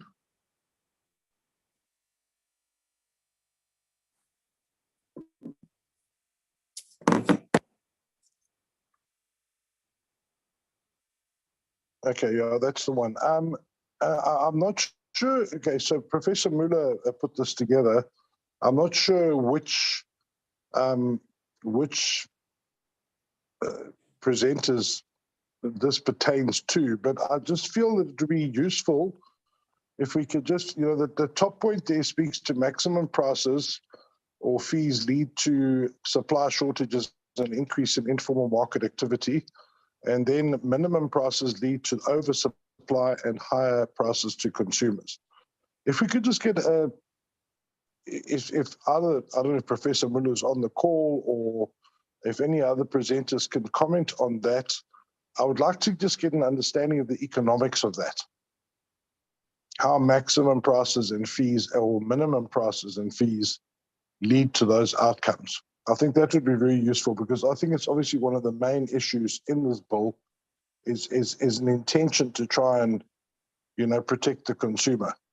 But, economics is a factor that is sometimes not considered, and the economic factors that play out in market conditions can lead to the unintended consequences that sometimes are not taken into account. So that's the first question. If either Professor Muller is on the call or if any other presenters want to have a stab at this, because I'm not sure which presentation this came from, it doesn't describe, the particular submissions to each point. If somebody wants to have a stab at that, that's the first point. Then the second point, Chair, is the issue of the funding model for this regulator. The question, there's reference to levies from industry players supporting the regulator. But we all know that if, there's talk about no impact on the taxpayer, well, industry players are also taxpayers. And if they have to, if their bottom line goes up, increases in cost, they will pass that on to the consumer. That will happen. So my question is, and I don't know whether this would be better reserved for next week to the department, but maybe one of the presenters or all of the presenters have an idea of whether or not a feasibility study is being done on a percentage basis.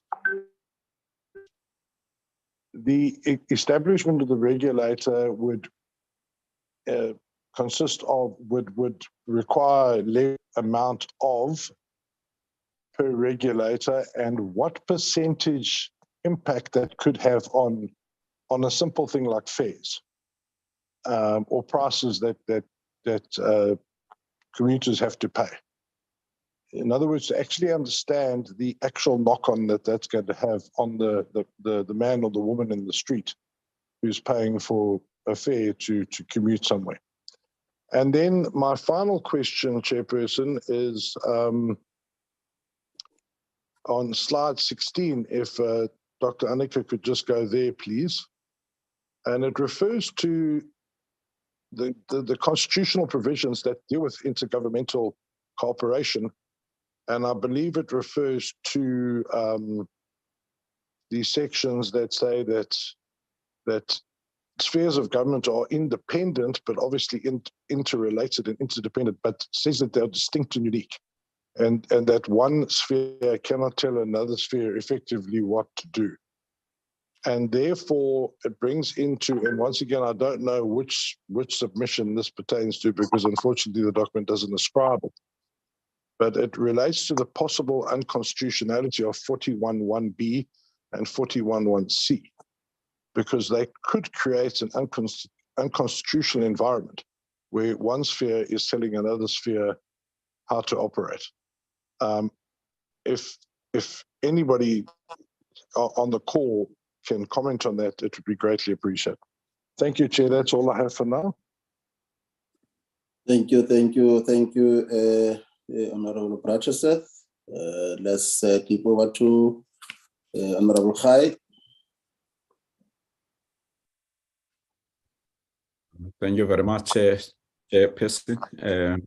Let me just indicate that at the time the presentation was made by the department to the committee, it was a time that I was hospitalized. So I tried to look at go through the presentation, but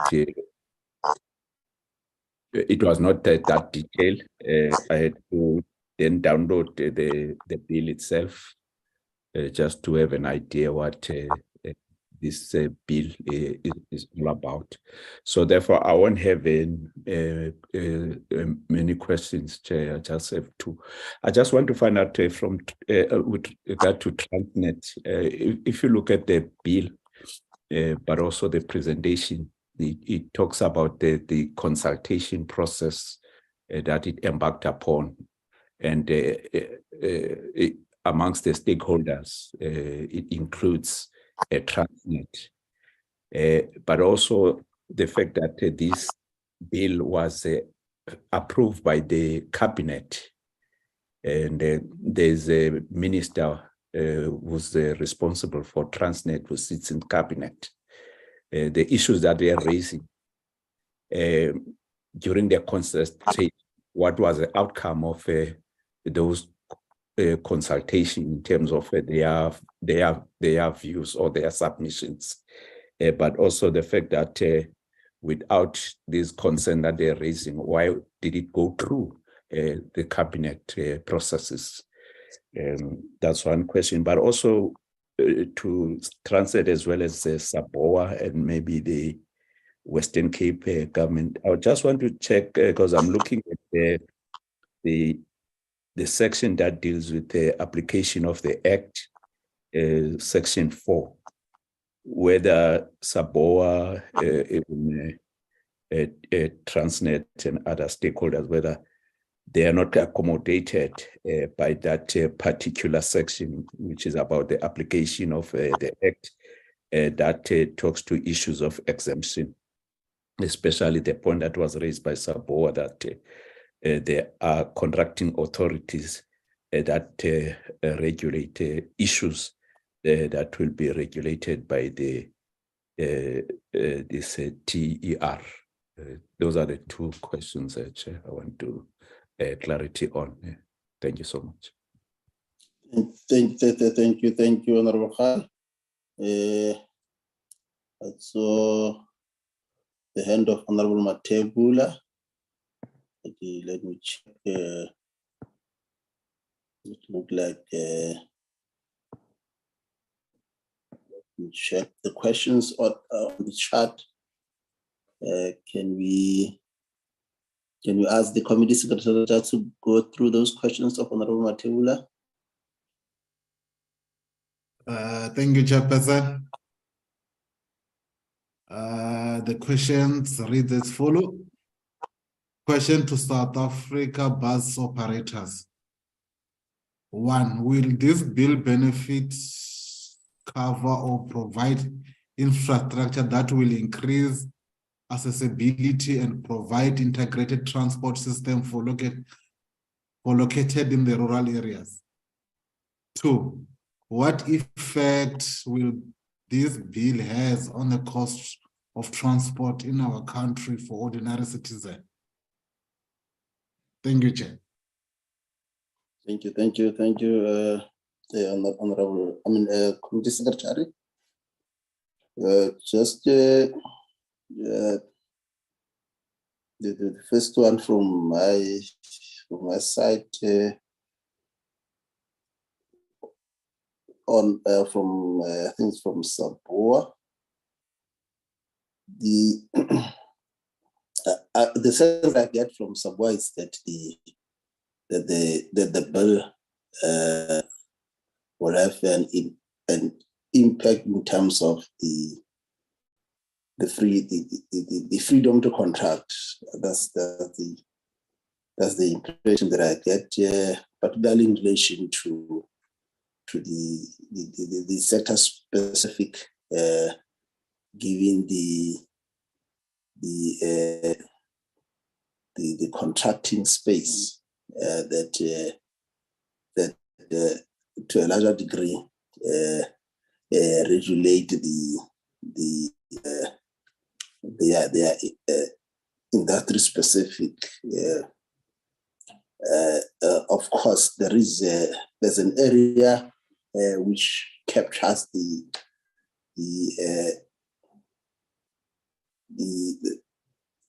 need to deal with the monopoly, because if you look at one of the aspect that is dealt with is the small and medium enterprise development, which is raised as an entry point.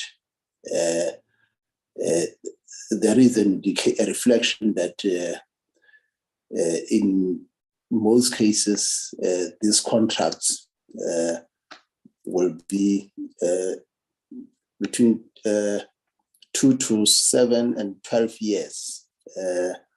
So the only question that one would want to ask is as to whether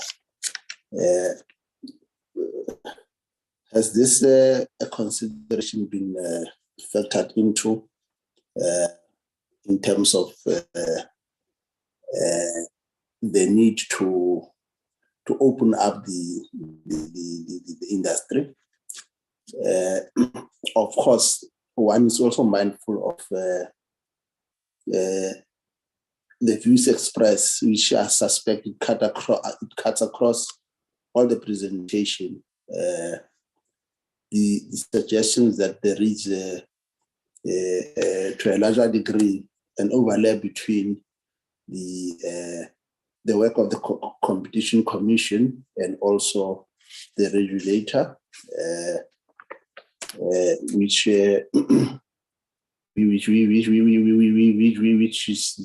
has been raised. But I think the issues around the the assertion that the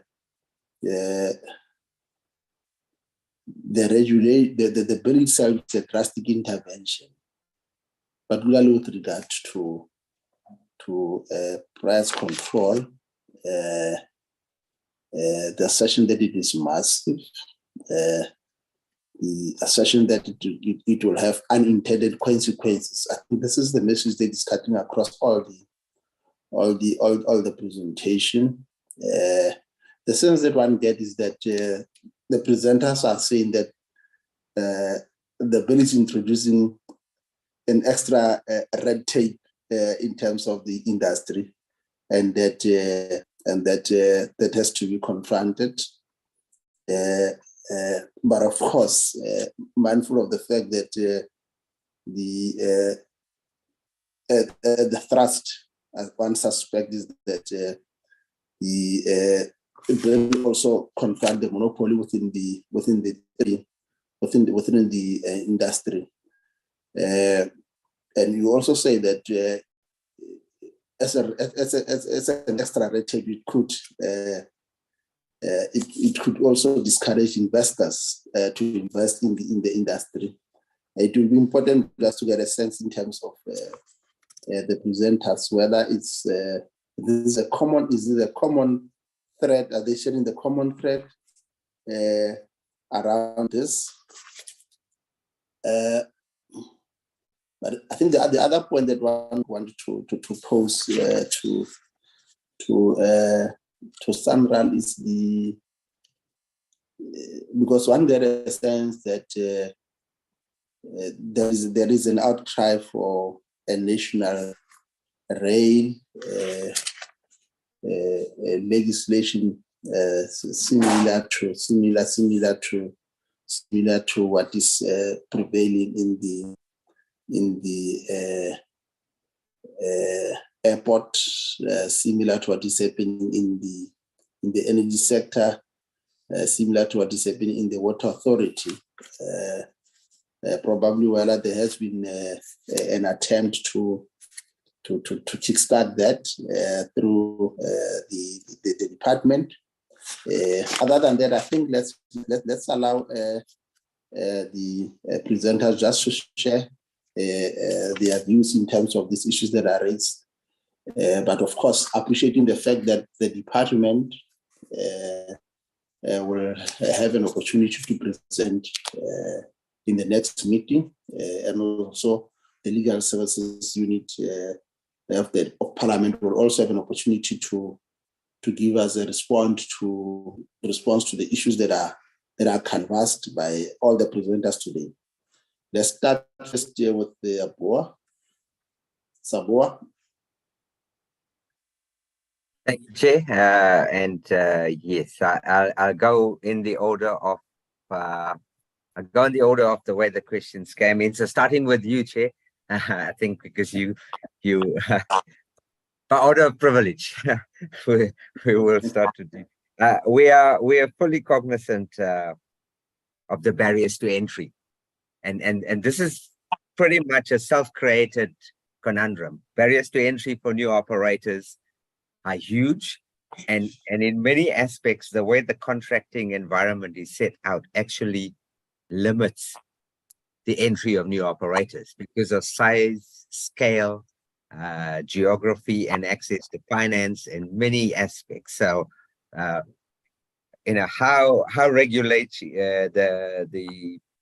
the regulatory entity can add to that, from our perspective, is that we've been grappling with this for 3 decades.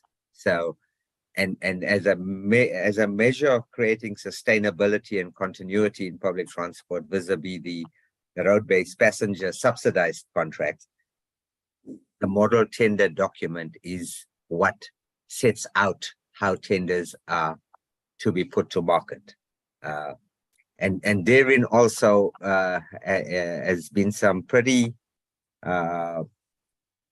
glaring avenues that were open to challenge, legal challenge, in the way they've been set out and implemented by various entities, i.e. provinces and or contracting authorities, to the extent that the process does not gain any traction for transformation and transition of public transport. So yes, and then again, on the flip side, is to develop a process that makes it possible for new entrants to enter the market, because there are certain ways and mechanisms for new entrants to enter via a consortium, which has access to funding and capital that allows them to play in the space.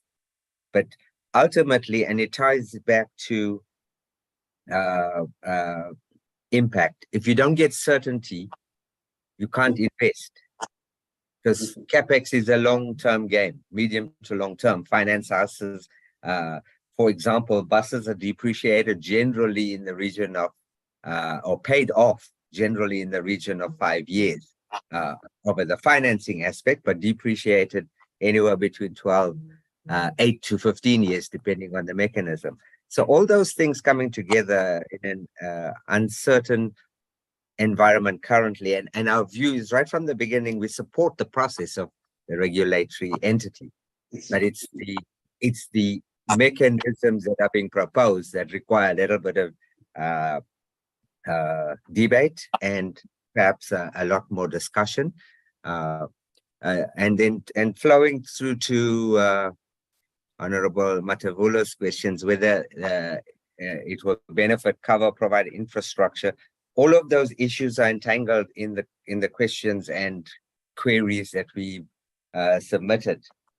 And for example, sitting alongside and interspersed in all the discussions are various policies, fantastic policies, sound policies, but lacking in implementation, Chair.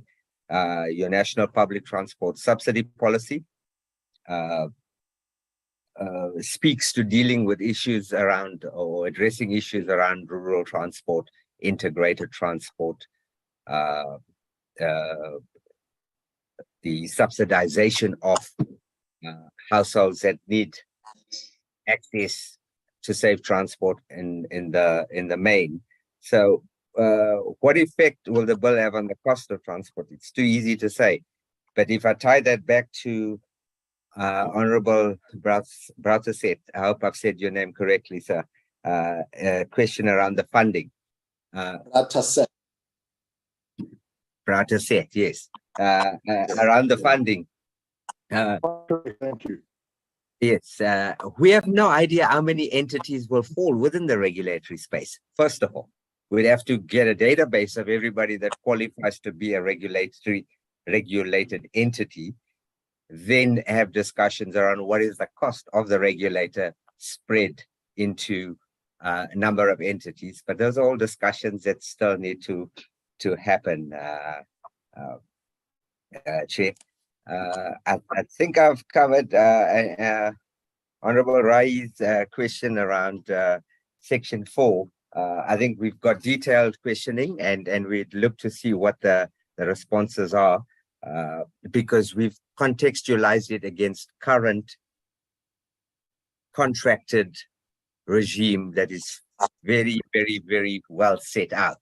And we just wanted to know, is this going to be a deferred accountability to the entity, the regulatory entity, or will it be retained at government and or at, depending where the contracting authority sits, at municipality?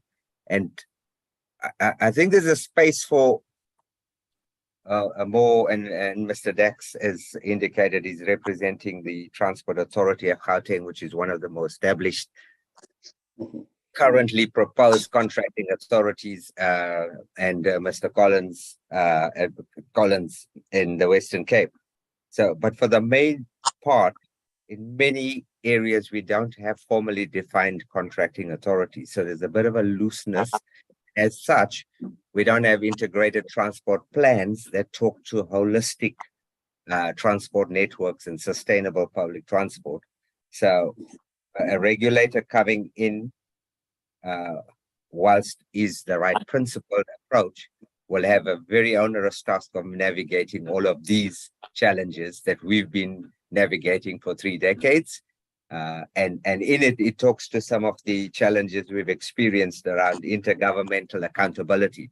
We just find currently, without a regulatory entity, the immersion of accountability between government departments and tiers of government is highly problematic towards managing public transport.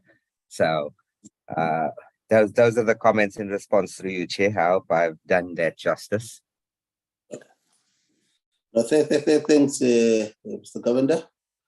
Let's go to is it inflection from Gauteng? Thank you, Chairperson. Chair, I think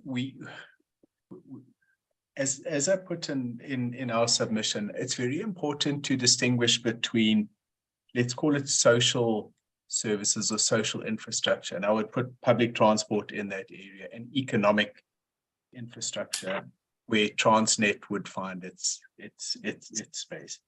So the thought of subsidizing economic services and infrastructure, I think, doesn't make sense. So any impact which comes from this regulated changing prices in terms of that economic infrastructure, would it impact on the business of Transnet? And I'm saying this in my simplistic understanding of the impacts that would come. When it comes to public transport, though, the costs of operating the services have to be covered by the fares which people pay and the subsidy which government pays. Now, assuming that we can become more efficient and reduce costs to become, that more perfect operating system in public transport, it will become a straight balancing act. It will be that for every rand in fare that is reduced, there will be a rand increased in terms of the subsidy. And that's where our concern from a public contracting agency comes from. But Chair, and I think the point was made in the first question, what about the laws of supply and demand? So in other words, if the fares were reduced to a point where demand for the services then increased, it might impose even more costs on public authorities to provide more rail or more bus services to cater for that increased demand. And to support what Mr. Govender is saying, this would all happen in the context of very limited integrated transport planning. So here we are in a very complex environment, trying to, I think, make sense of good principles that we all support in the bill in terms of improving efficiency and effectiveness, cost effectiveness, but putting it on quite a chaotic environment at the moment, if I may speak very frankly. And that's what the point that we are trying to make when we say the law of unintended consequences may apply here.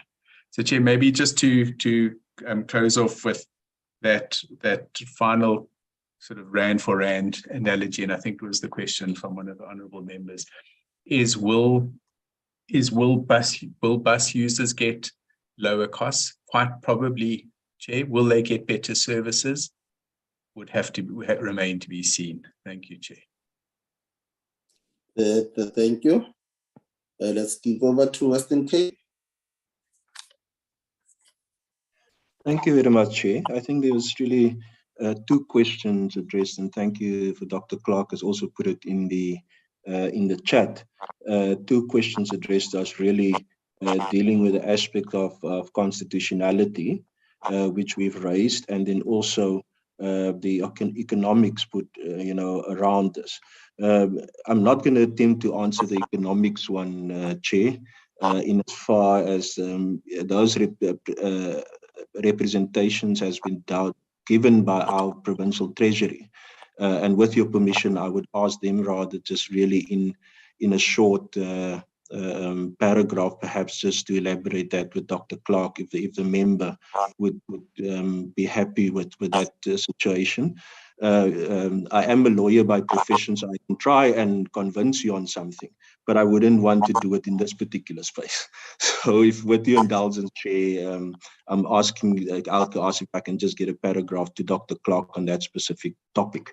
With regards to the constitutionality aspect that the member has put forward, member, it really has to do with the fact that in terms of the constitution, if you look at the legislative capabilities of provinces specifically, this act would quite squarely fall within Schedule 4 of the Constitution, which allows for the legislative authority to be put at the provincial level. Now, with this particular bill, in clauses, I think 41, speaks of the fact that the regulator, through this bill, would then recommend amendments to the province to the existing legislation, which in our minds may trample upon the ability or may trample upon the functionality of a province to exercise their right to legislate freely on specific items which falls within their legislative mandate in terms of the Constitution. Now, to take that just a little bit further, is that if there is any conflict, perhaps, or the regulator identifies that there's conflict between national legislation and perhaps something that it picks up in provincial legislation, then there's a different mechanism and a constitutional mechanism that should be followed to ensure that either the provincial legislation is amended and or which of the legislation would suffice in this particular circumstances, specifically referring to section 146 and 147 of the Constitution.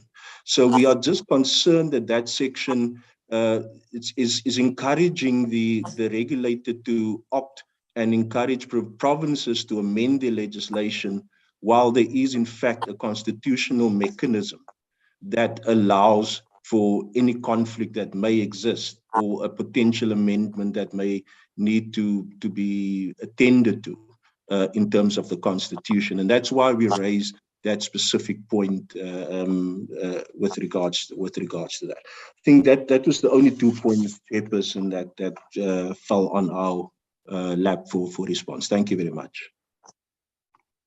Thank you, Mr. Collins. Let's then give over to Transnet. We had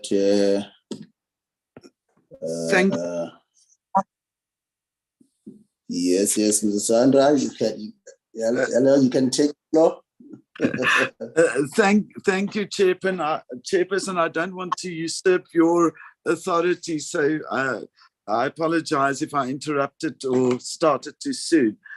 Chairperson, and I would like to invite any one of my colleagues who are online to supplement my statement. Let's check whether the chairperson has anything to say, because now that he's here, I think he's the one that must delegate. Dr. Molefe?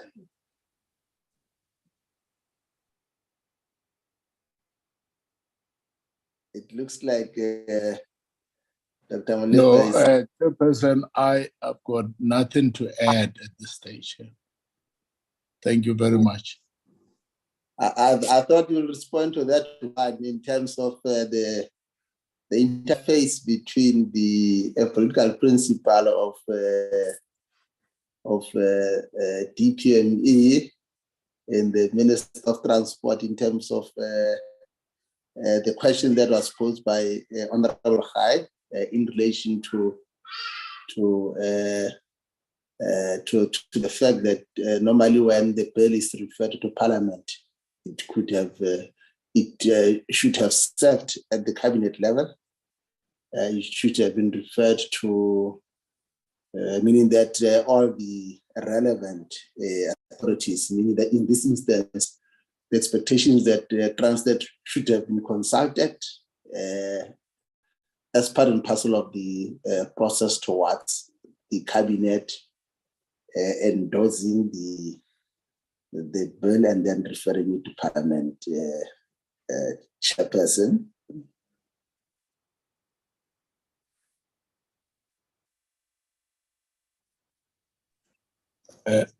Thank you very much, Chairperson. I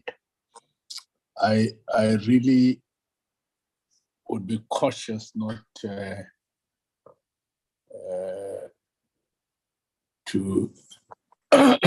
throw the pigeon, the cat amongst the pigeons. It is proper that indeed, to the extent that legislation or policy is being developed, which cuts across more than one department or institution, or even impact entities, that the process of consultation should be one that permeates all of those entities and departments that are affected. We have endeavored as Transnet in a number of respects to engage the various political authorities affected, be they Department of Transport or Department of Public Enterprises.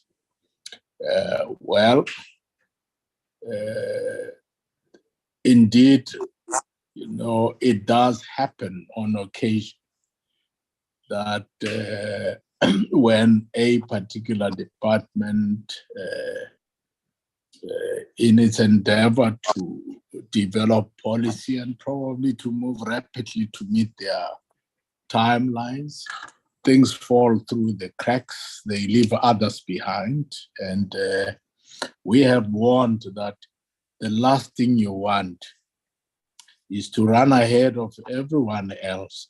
At the end, when you want to implement, we suddenly start raising difficulties with the policy instrument that you have developed, which is something that can be pretty embarrassing and quite often then result in litigations, as we have seen, where the constitutionality of the law or the fairness of the bill is being questioned. But we are where we are now. We have, through our legal department, Sandra there, and the group chief executive, been engaging on both sides of the Department of Transport and Department of Public Enterprises. And I've made this general statement, but one instance that has demonstrated amply that sometimes to rush to legislate without having followed processes and considered implications cause problems. A case in point is that,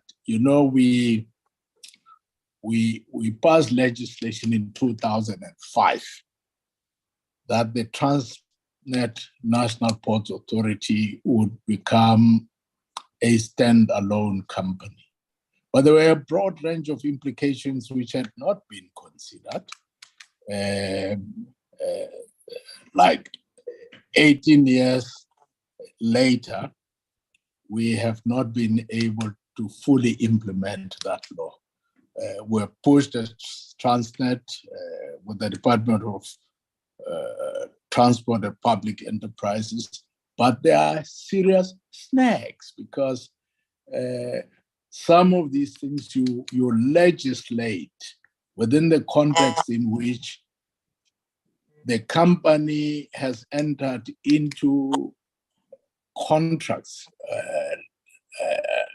borrowing contracts with various funding authorities.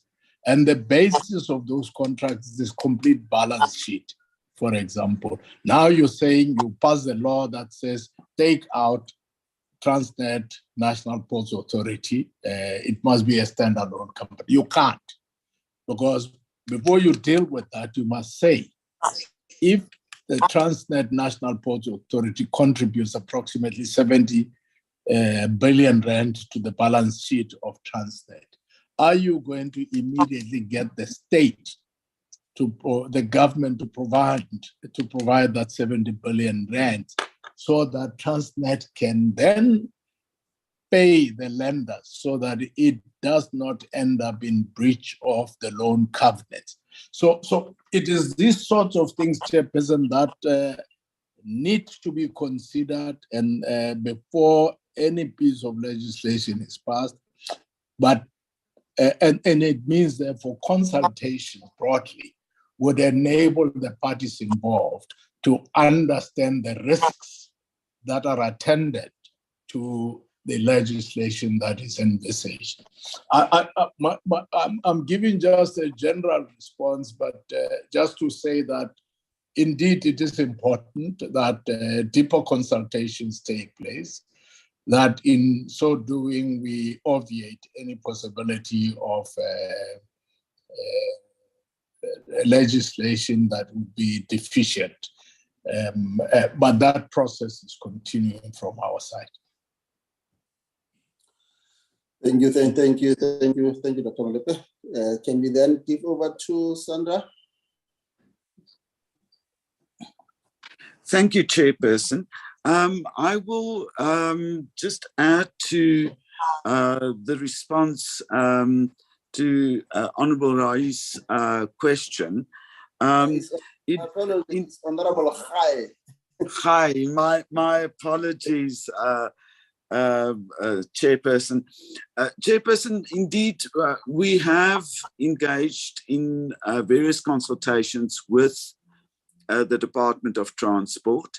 And we have communicated, as I stated in my introduction, that Transnet is not resisting the economic regulation of transport bill. Transnet is not resisting regulation. So we want to just clarify that.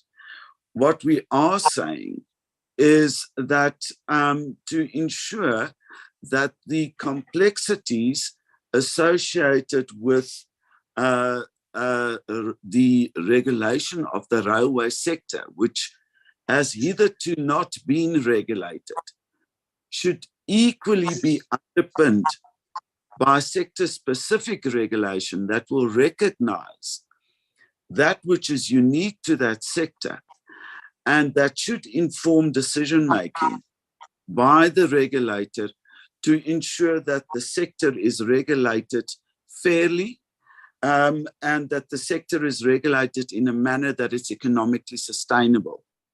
Now, as we speak, and I gathered that you were alluding to the possibility of the department kickstarting a National Railway Act.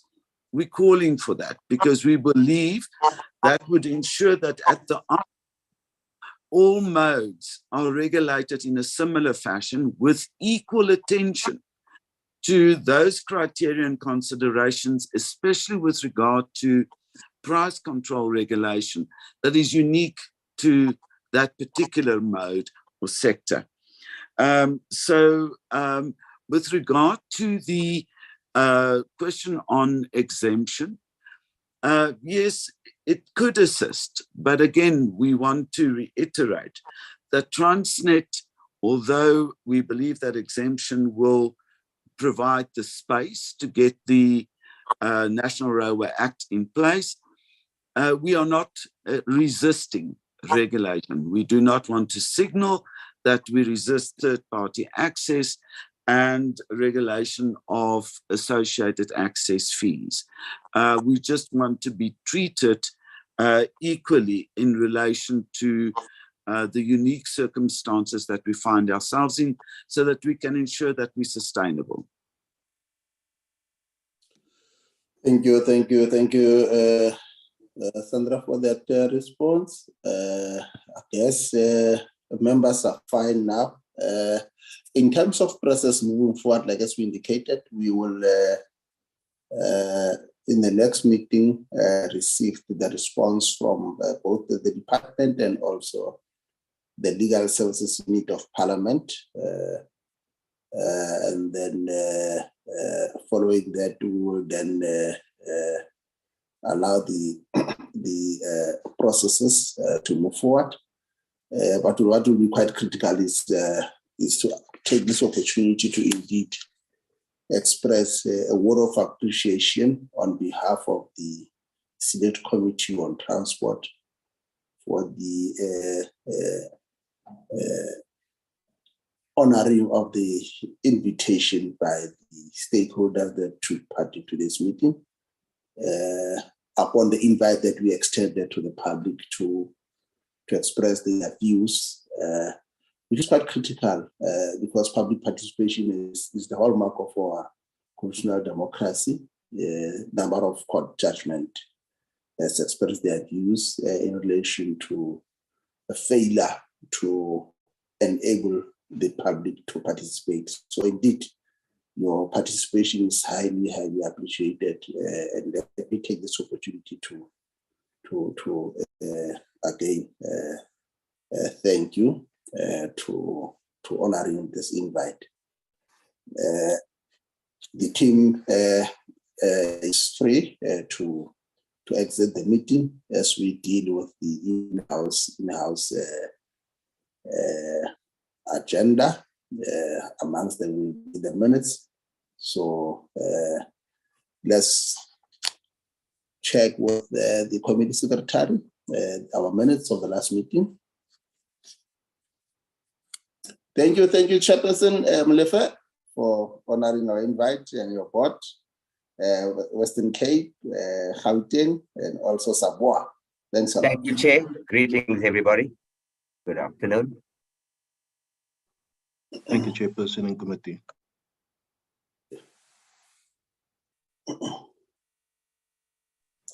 Chairperson, are we released? You are released, Dr. Molefe. Thank you, sir. Thank you. Thank you very much. Do I log out now? Okay, let me see. Yes. Okay. Thank you. Thank you. Chairperson, may I just ask a quick question, which is related to the committee? Yes, Honorable Prataseth. Thank you, Chair. Chair, I just wanted to ask the submissions that were listed in the summary document, were those the only submissions received on the bill? And then secondly, we didn't receive that Western Cape submission that was put on the screen by the presenter from the Western Cape. Can we please get that submission as well, please? Thank you, Chairperson. Thank you, Tim. Dr. Clark presented on the written submission that was not able to make an oral presentation today. Is that correct, Dr. Clark? Yes, that is correct, Honourable Chairperson. And to answer Member Bottaseth's question, those were the only written submissions we received on the bill, the ones that was listed in my presentation, Chairperson. Brilliant. So thank you, Chairperson. But I did see that I think it was Advocate Ricardo Collins. He seemed to have a document in front of him that he shared on the screen, and I don't think we've received that submission. It was sent there today. Oh, it was sent today. Okay. Yeah, in the morning. Yeah. Thank you, Honourable Khai. Thank you. Okay. Thank you. Honourable members, the minutes of the 31st of May 2023, it was oral submission on two bills. Those are the members that were present. Any correction thereof?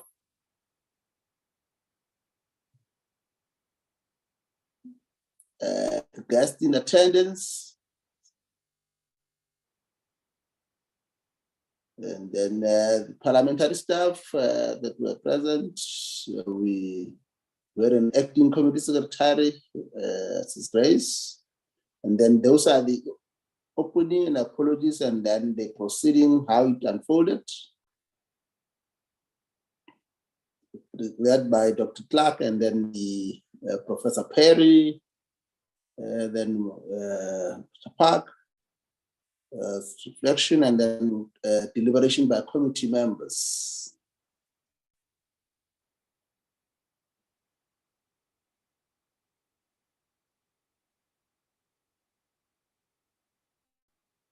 Okay, good. Those were the